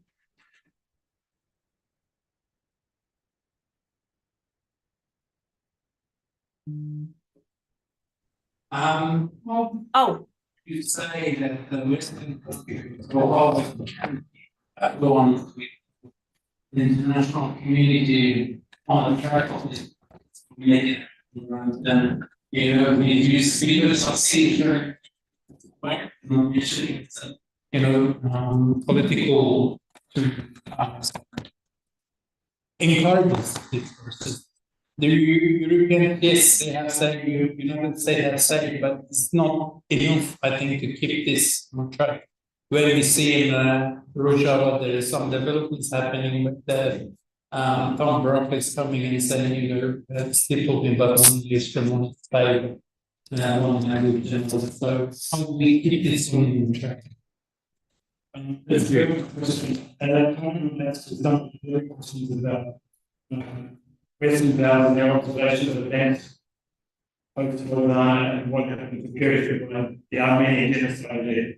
I think it's a really difficult one, and I don't know the answer to that. I think everyone, I think Western leaders and maybe Western populations generally look at him slightly askance. They perhaps don't trust him, but I think that the broader geopolitical picture is that Turkey is an important ally to the West. Turkey plays a role, so Europe thinks as a stabilizing force. Turkey is the gateway for Syrian refugees to their shame. It's terrifying refugees. So the EU is willing to let the Turkish government do things that I think they should not be allowed to do. I think also making statement in that he's portraying himself as a link between Russia and Ukraine. So the West, broadly speaking, doesn't want to upset Erdogan. So the Western leaders and politicians, including Australian politicians, are very reluctant to put any pressure on Erdogan. So I don't think any Western leaders or politicians or others, other than perhaps some of the Greens members in the EU, in the European Parliament, and I'm sure Greens members in Australia, are very across these issues. But broadly speaking, no one wants to upset Turkey because Turkey is an important player. So if things don't pan out well, and it does turn out that Erdogan is merely stringing the Kurds along for his own purposes, I don't think there'll be any negative repercussions for Erdogan, which is a shame, but that's how it is, sadly.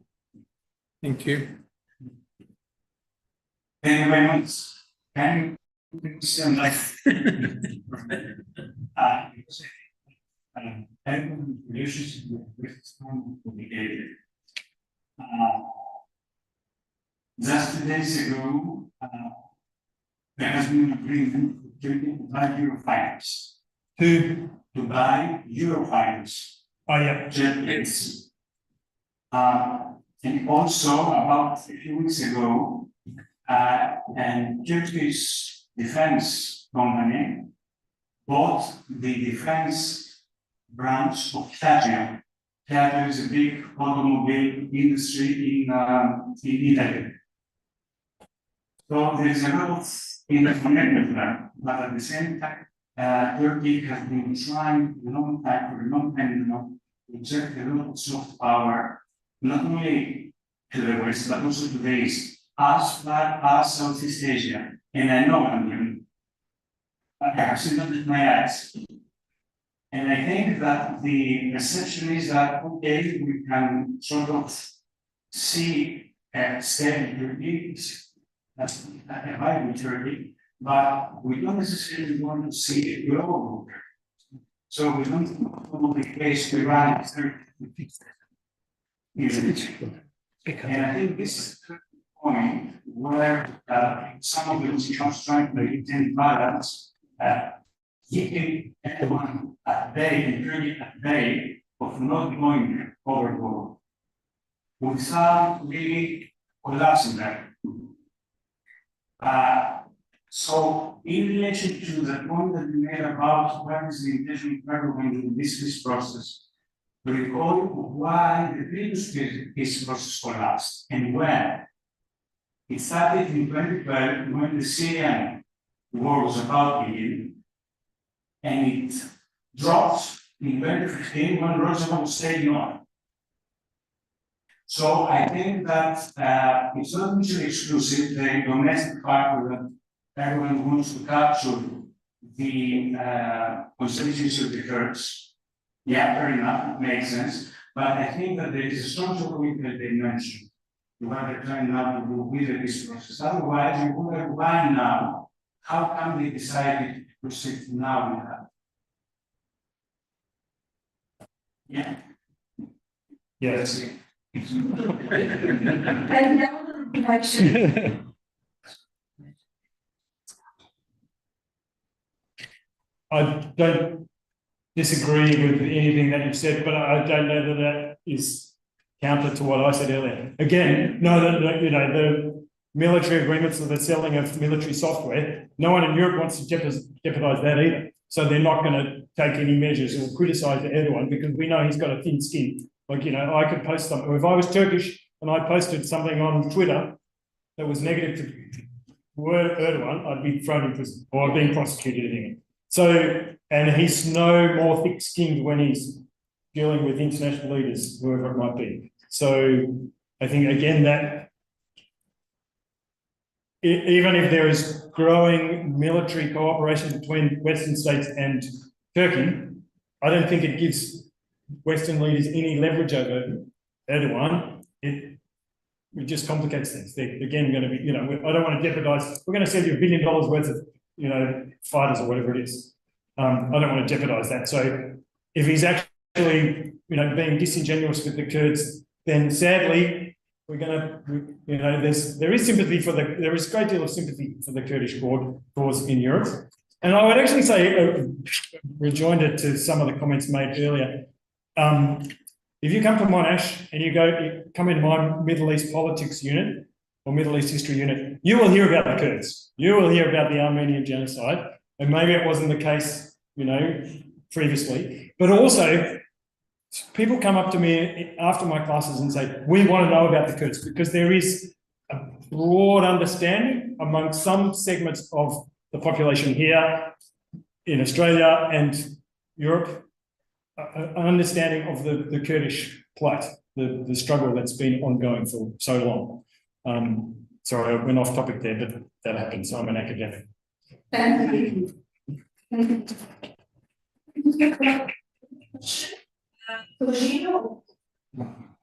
So this is more than question about the Swiss and about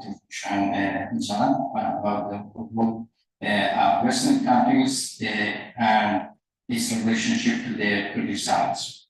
So the common trend is that when we speak about the Western countries, we look at them as a solution. But the fact is that this might not be the case, and the Western countries need to figure out themselves. For example, from constructing these borders from Kurdistan and from the new situation, for example, in Syria, Donald Trump just mentioned that separations is not accepted. Okay, so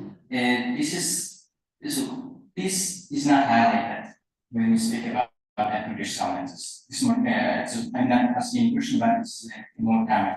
So I think that it must be more realistic and highlighted the problem that's related to the Western countries. So we must not look at them just as a solution, not look at them that they are good countries that are looking for peace in the Middle East, and this is just Middle East that are very bad, many nations that are looking for many issues, and so Western countries are looking for peace. So I don't think this is the case. So yeah, I just criticize this trend and hope that these kinds of looking at the problem will be more realistic. Yeah, I mean, I think you raised some important points, but yes, I mean, it was the people who drew borders in the 1920s that created so many of these issues. And again, as Kostas has mentioned, the idea of the nation state or the nation is something that was imported from Europe through the Tanzimat. John sort of talked about the reform process in the late Ottoman period. So the West, you know, a lot of the issues, and the more I study, I have to admit I'm 57, I'm still studying stuff and I still learn stuff when I teach at university. The more I think about the colonial era and decolonization, the more as a person of Western descent, I'm more horrified at what went on. But I think a key point is the West isn't going to solve these things, or Western states or European states. But I think it comes down to bold political thinking, and the Kurdish movement is the forefront of that. Bold political thinking, and it's also about making a really brave gesture, reaching out to those on the other side. So the solutions to these issues, or the Kurdish issue, or other issues of self-determination and repression, need to come from within Middle Eastern states. And so that involves bold and powerful political actors who might be in opposition, having the bravery to confront the regime and say, hey, we need to talk. It's not about fighting, because, as you say, it's in everyone's interest for real democracy, as Kostas has said. Self-determination is democracy, and it's people being able to engage on their own terms. So it has to come from within. Western actors or Western powers or Western leaders can play a role, but that's only up to a certain point. So it needs to be an organic grassroots thing, because that's where real change comes from, and it's hard and it takes a really long time. But it needs bravery, because often there's malicious actors on either side. So things are getting, political solutions are being raised or being reached, other actors might think that's not in my interest. And it's really easy to be a terrorist, go in and spoil things, murder someone, shoot someone. Tavir LG was shot in Diyarbakir. No one knows who it was, but it was probably, the Turkish actors say it was the PKK. Kurds say it was someone Turkish. So there are bad actors on, and they can spoil processes. So that's why it requires bravery. And it's really easy for me to say, living in the eastern suburbs of Melbourne.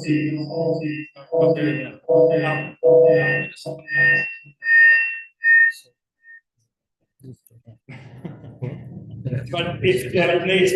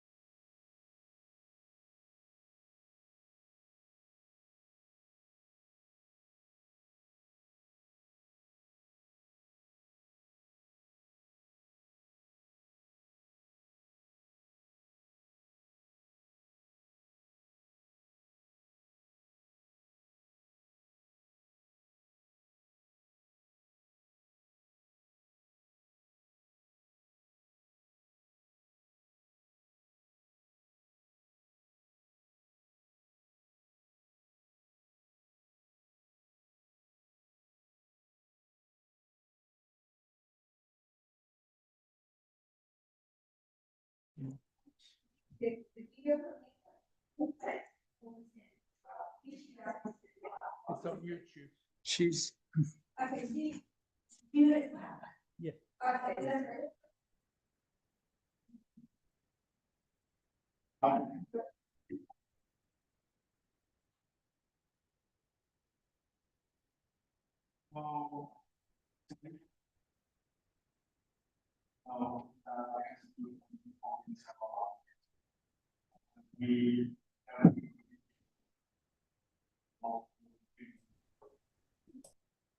My worry is that, as everyone knows, there is a someone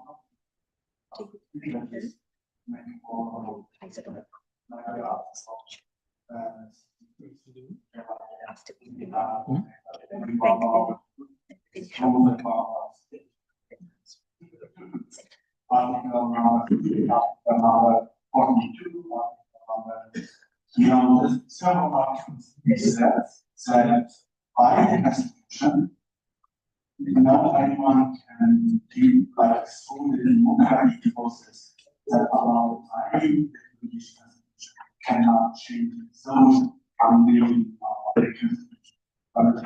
So how will you imagine how reform constitutional to recognize Kurdish identity while the Kurdish allow that with the democratic process? That is my because everyone is hoping to exist through the democratic process through the yeah.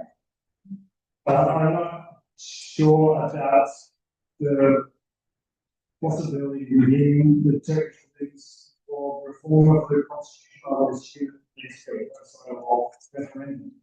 I mean, you raise a very good point. It's not very well saying the Turkish political system is now more accepting, but if elements like that remain in the constitution, then those in power can always go back to the constitution. I'm not going to allow you to do that. It's against the idea that we're all Turks.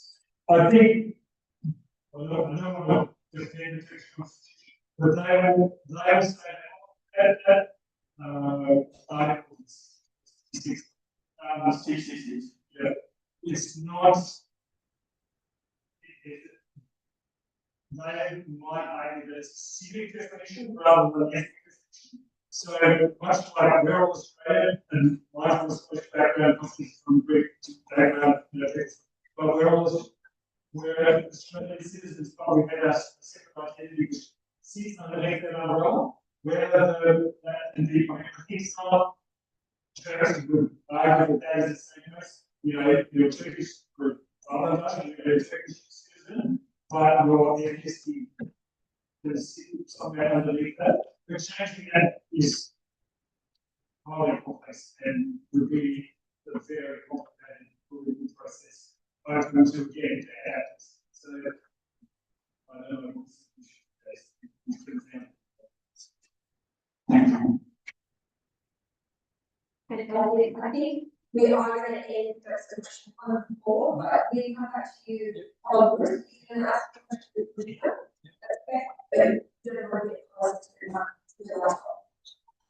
All right. Hi, Gina again. Can you hear me? Yes, I can, indeed. Yeah. All right. Just going on back to the Xinjiang Azadi, and the previous question was about the ideology of Abdullah Öcalan, and but I'm just going back to the Rojhalat. So in Rojhalats, basically in Kurdish culture, there's always been a great respect and rights for the women. For example, we say Jin Omer means woman and man. We say Khushkubra means sister and brothers. We say Ketch Ukur, and it means daughter's son, which is always women's names come first. So this has been a part of another culture, and even like in Kurdistan, the women had the right to go and weddings and funerals. They had all this right compared to the other ethnicities that we lived with. So as far as I know, my question is, in Iran we had Zara Mahmoudi, because she was speaking in teaching Kurdish, was jailed. We had Shirin Alamhulu, who she was basically, unfortunately, was raped by Iranian regime before she was executed by Iranian regime, because they believe if she is virgin, she will go to paradise. We have Varisha Muradi, Pakhshan Azizi in death row in Iran. And also we have one of the longest women, Zainab Jalalian, who's been in the jail for over 18 years and have no access to medical, and she's got very poor medical conditions. Yes. And overall, there's so many things happening in Iran. And, I think the audience here is also, we have like Australians as well. So I think, the message should be directed to the issues that the Kurdish woman is facing because of the Treaty of Lausanne, because of the way they treated the Kurds by Westerns and also the Iranian regime. So what activities or what things do you suggest for the Kurdish and the non-Kurdish communities in terms of, to overcome these kind of issues and injustice against the women? Thank you so much. Of course.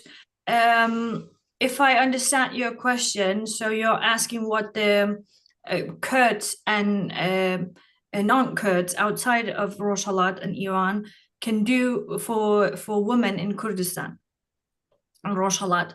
Well, obviously, we need a huge and great lobby organization that we lack of. I think we could be supported. I think we have a competency and talent, and we have great minds and creative minds who can lead these things, these groups and lobby groups. But unfortunately, we don't see that in our own community. So first and foremost, we should start with ourselves and demand it. Organizations and lobby organizations that are strong enough and has capacity enough to lead this, to be the Kurdish women's voice while they are in prison, while they are on death row, while they are being oppressed on their own soil. So I think that is the first thing to do, and before we ask any other to do anything. Even though I don't believe that we have such strong lobby organization, I might say that the only thing that we can lean up upon is a international human rights organization. I don't believe that Parshana Azizi's life is worth less than any other woman or more in the Middle East that we see they are being supported by human rights organizations. I have my own criticism of many international human rights organizations, but I'll not say it here. And then obviously, the Kurdish women inside of Iran are brave. Like, could you ever imagine that the voice of Kurdish women inside of Evin prison would reach that far across the borders and reach us here, which Risha and Parshan voices are doing? Could you imagine Jinjian Azadi being heard from Evin's prison just 10 years, 5 years, not even that. Even before it happened, I could not believe it.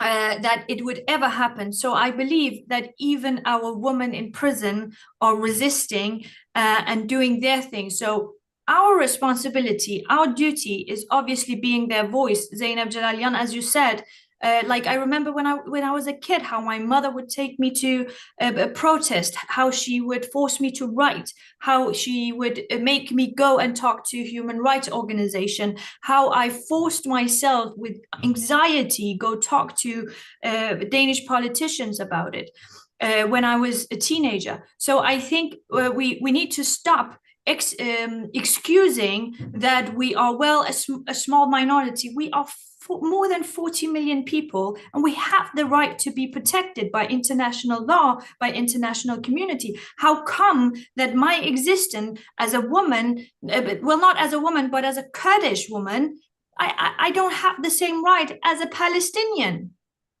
according to UN? So what about if we started there? So my suggestion is that being Kurd is recognized by UN as the Palestinians, that we have right to a state, that we have right to on our own conditions. So we should start with that. I cannot believe that we are in 2025 and UN cannot recognize us. And everybody who talks about international law, I really love to stand behind it, but until I am not included in that, how can I stand behind it? I cannot. So we should start there and cross a line and talk to our leaders. They have to act like leaders.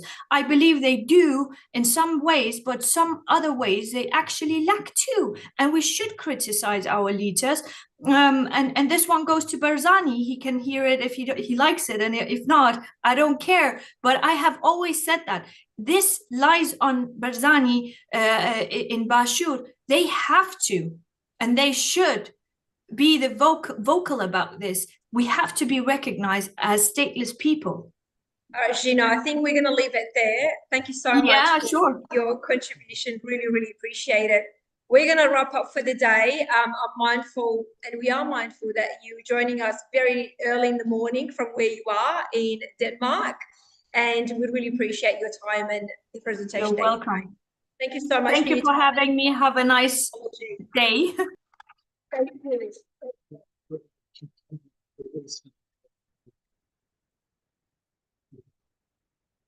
you. Yeah. Dr. William. Constance, one question about the preparation report, because we are the formation that this process taking place by one emphasizing is quite a critical. Then this process is also to say it's not about the it's about the region, the rich people as well. I don't think As we talk about national decentralization, all of them are Mr. Roland said, good. We have bringing some, we have to lost. So this is the most important for the international organization of labeling person and terror.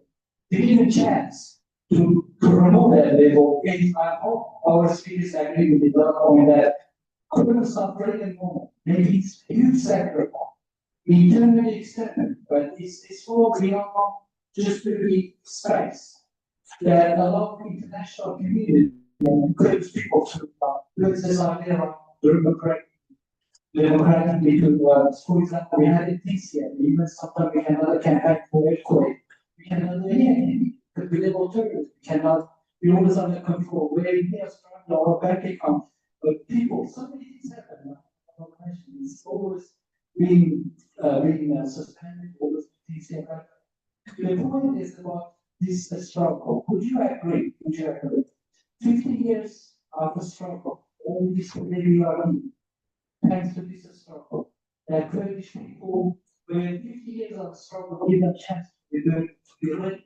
Means, or you believe that Kurds already ready, that there is no need for all the struggle, and when the time and space keep, Kurds can deliver them into the right to exercise, to political debate, to reach communication.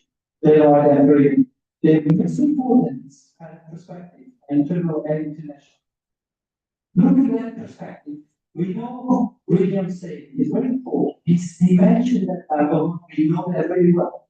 Because we connected, we talk about freedom of trade, this looking always around that.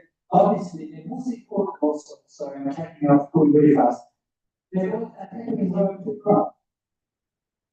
The birth of Rojava was possible. It took me so 3 months of 1 month. And the usage said it would be anarchy or something, but that was Erdogan having quick negotiation phone calls. It takes to solve this thing. And that was third free alternative liberated by Kurdish. But to talk about this, what we have observation of Kurdish freedom movement on these current forces, because it's so important for the Kurds. We believe, as our perspective, it's just not about Kurds, it's not a British issue, actually, it's a Turkish issue. It's democratization. That's even the impact in Syria, the impact in Iran.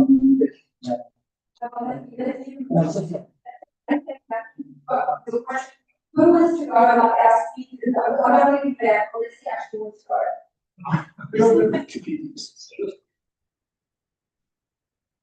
Quick perspective. I was in a presentation at the Australian Australian International. Anyway, they said, where does the solution lie? And I think the case of the process is fine, and I think it's fine to it's like, it lies in true democratic governance. Because when there's true democratic governance, it doesn't matter what you are. It doesn't matter if you're Jewish, Kurdish, or Catholic, or Scottish, or whatever. You can live your life freely and participate in life and celebrate your culture, participate in politics. So, finding a mechanism to bring that about in Syria, around Iraq, and Turkey, I don't know what mechanisms. But I think the Kurdish movement is an important part of that, and it's making, despite incredible bills and bad actors, it's making progress. So I think things are getting better. Again, as is quite opportunity. Like around those two groups in these parts of the belt. But I think that's all I know. But I think the process is being trained and it needs to be trained and hopefully it is right. Yeah. Yeah.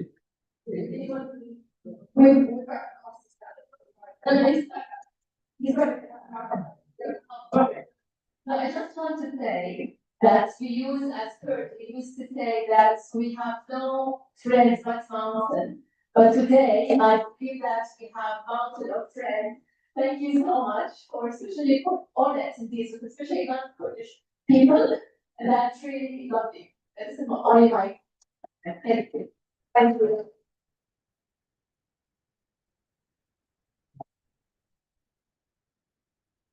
There are 2 points. One can be this one. The first one is better be sincere. Because if you are not sincere, and then in the first process, you put the whole situation into a new trajectory of life, which eventually the process will be very hard. And then we're going to the case required. And the second, what makes a successful? And I think the very for another argument point can draw from the Good Friday Agreement that ended the clash between IRA and Britain. And the key point was parity scheme. That's number one. If you don't have parity scheme as your starting point, you don't recognize the other as equal, there's no way to have. So, and that was the key. Right. That's why it has been prepared as a successful agreement. If you try to Northern Ireland, you fight a lot of antipathy, a lot of enmity, but nothing compared to the 60s and the 70s or the 80s at all. Therefore, I hope that this process, whenever it starts, is going to be sincere. First, and second, all parties, especially I think the Turks are already are prepared to recognize what parties that they are not necessary. Now, when it comes to there was a question about constitutions and not bylaws. Therefore, constitutions can be changed so long as the people demands. There is not something written to avoid environment on the ground. That's a different conversation. But if the people want to change the constitution, they will do so. And I think we probably, as we did here, can confirm that. Thank you. Thank you.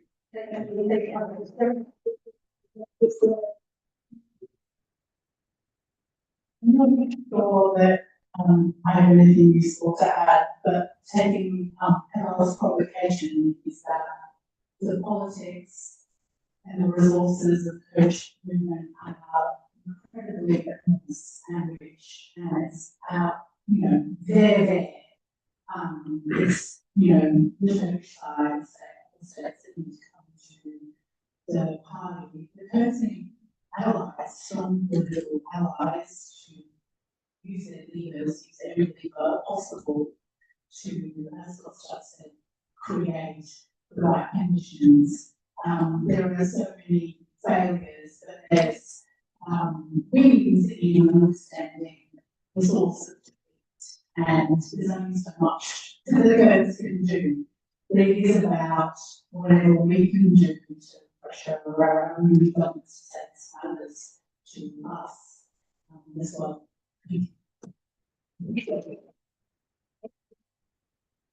And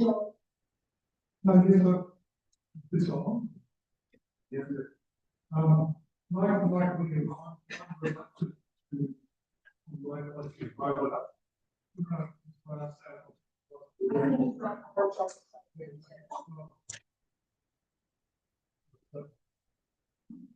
Right. Yes, I'm reluctant to sit back and be an armchair general, basically. So Kurds should do this, and they should do that. Over the course of my considerable life, I've been a member of support solidarity organisations against South Africa. I remember I was always, some people would say, the ANC should do this, the ANC should do that. So I'm reluctant in this case to say that. But having said that, I'm skeptical because I don't like anyone at all. I don't trust him, but I'm sure that no one else But, you know, the Kurdish movement, I think, is now more well known than it's been in the past. And I think one of the things that put it on the map was the lifting of the siege of Rojava and the crushing of ISIS. That occurs that would not happen. And so that occurs on the map for what we're doing. But I don't think that we are grateful for what the Kurds have done. And nevertheless, the Kurdish liberation movement is all well known. And in Turkey itself, and again, going back to what William said, you know, we can't say that everything is going automatically in the right direction, but there's more democratic space than there has been in the past. And so, you know, I wish it all the best, and I will do what I can do as a white fella down under, as far as in Australia.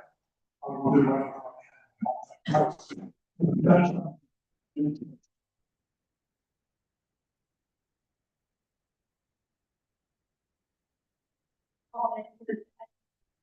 I don't think we can get enough of our guest speakers, and I believe we're going to stay a few more hours, but we have as possible.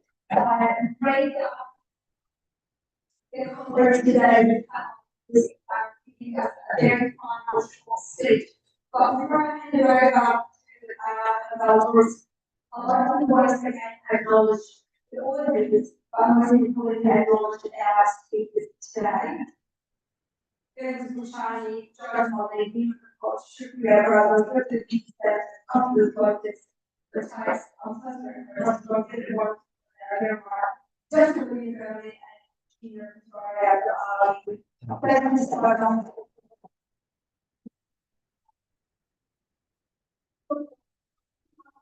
Last speech from the group, and we launched this and everybody got feedback on this.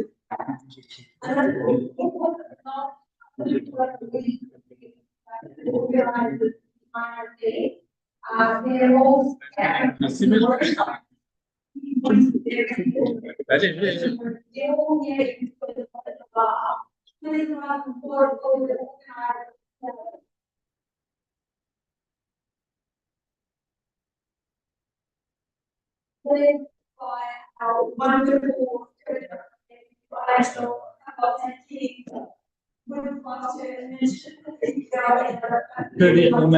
Kurdish women organization. That's without them impossible.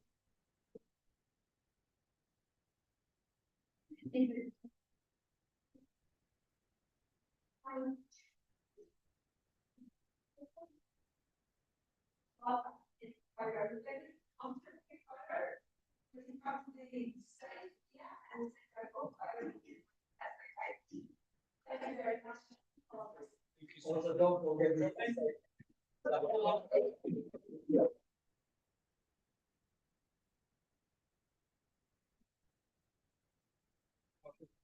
Okay, thank you so much, everyone. So it was a fantastic day, and I think I will mention that the Kurds say no friend don't want. Actually, I was thinking of the secretary sent me. Today there was a proof that actually there is friend of Kurdish, and that's a great achievement, but it's not enough. We all have to wake up. So I would like to thank you all the students who actually invited us with all the information about the Lausanne and the Kurdish struggle. One message is that we have people from, obviously from Victoria, we have from people from Tess, from South Australia, we have from New South Wales. Unfortunately, we have from ACT as well, but unfortunately, we don't have any people from this. I'm pretty sure they are supporting us and watching us on YouTube as well. So this is proof that we actually, if we unite as a people, we make force, we make impact, we make a change, and that change is starting every individual, every one of us. And this is very important for the church. And I appreciate the professors, the doctors, and the academic people who actually have given us the opportunity in the Kurdish community and Australian wide community to listen to the Kurdish upsetting what's happened to the Kurds because, you know, yes, 102 years ago, I can't remember what I had this 102 or 3 years ago, it was an impact on a nation that has actually ignored identities as disappeared in the world. So it's very difficult. So I don't want to make it a long speech because, you know, we're all tired, but actually, when so quickly, and first, that's all we had. I think we had too much breaks, and the food was fantastic. Thank you so much for preparing the food and the hospitality. Just my is asking you guys, please engage with the Kurdish community. The food that we have in the house is completely different. This is a little bit better than us.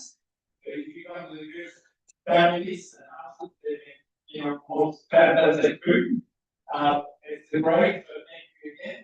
And also, I would like to thank you, the organizers, our journalists, our Aggie, and all the people that has worked behind the scenes that was appreciate Sriel was fantastic for entering this conference. And it was great. But my message to my fellow Kurdish friends and the Kurdish community and Kurdish friends is that, you know, we have one important message here. I know we talk about we've got the border to be important, the border that be important to the Kurdish people. You know, now it's our duty to unite, to become a voice and pass our messages, to pass our peaceful mind, the peaceful solution to all around the world, including Australia. So there is a Kurdish community here, regardless of which part of the furthest coming from, go to your community with your friends and make a big impact on the Australian community and Australian politicians so they could hear us. And if we are all sitting at home and not part of our community, not have a single voice, obviously it's going to be difficult.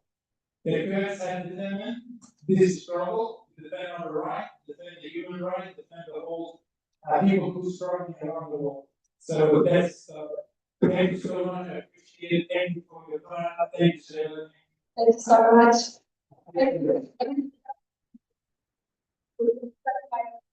Thank you. Last but not least. One thing to say. So, I will enjoy. I'm sure because she said, I will pretty well.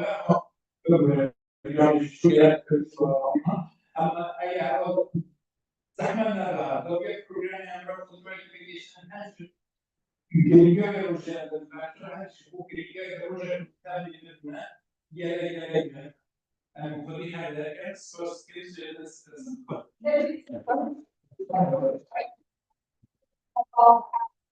Can I just make a very important, I will say note as well. This venue that you're in, the Victoria University, that would not have been possible without the amazing support of our Officer John Collins.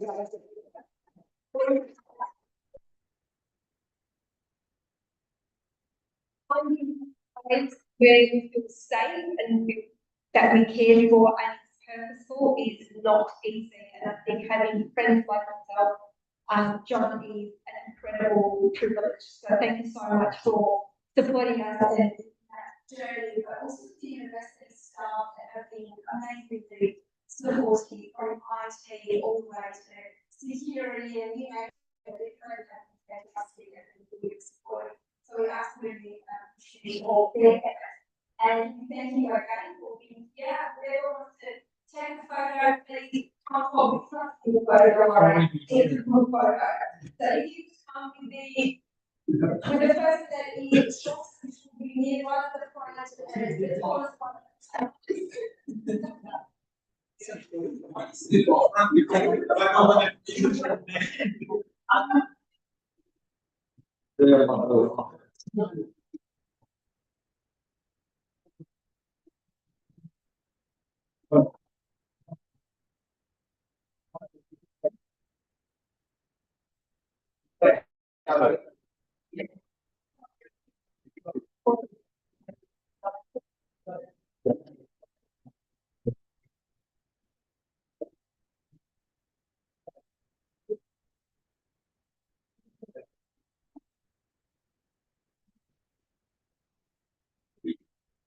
You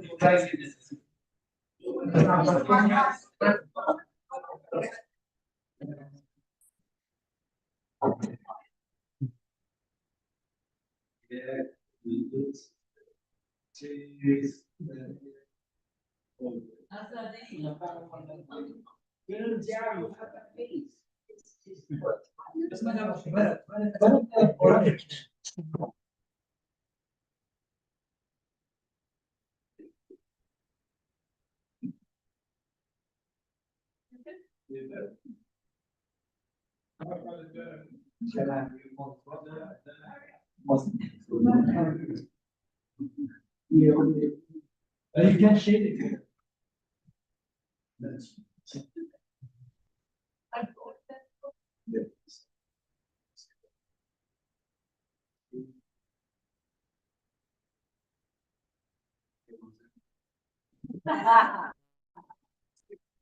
Make it back from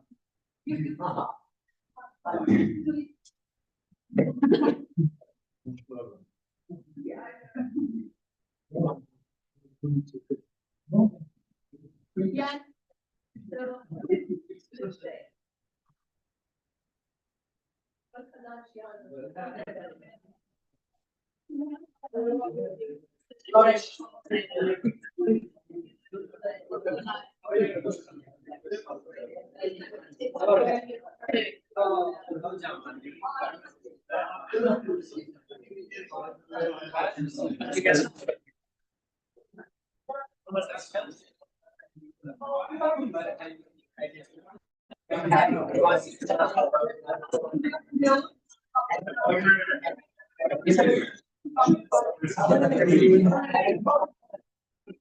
Kerem.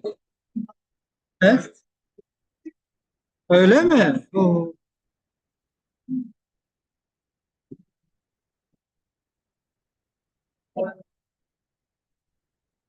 I'm just happy.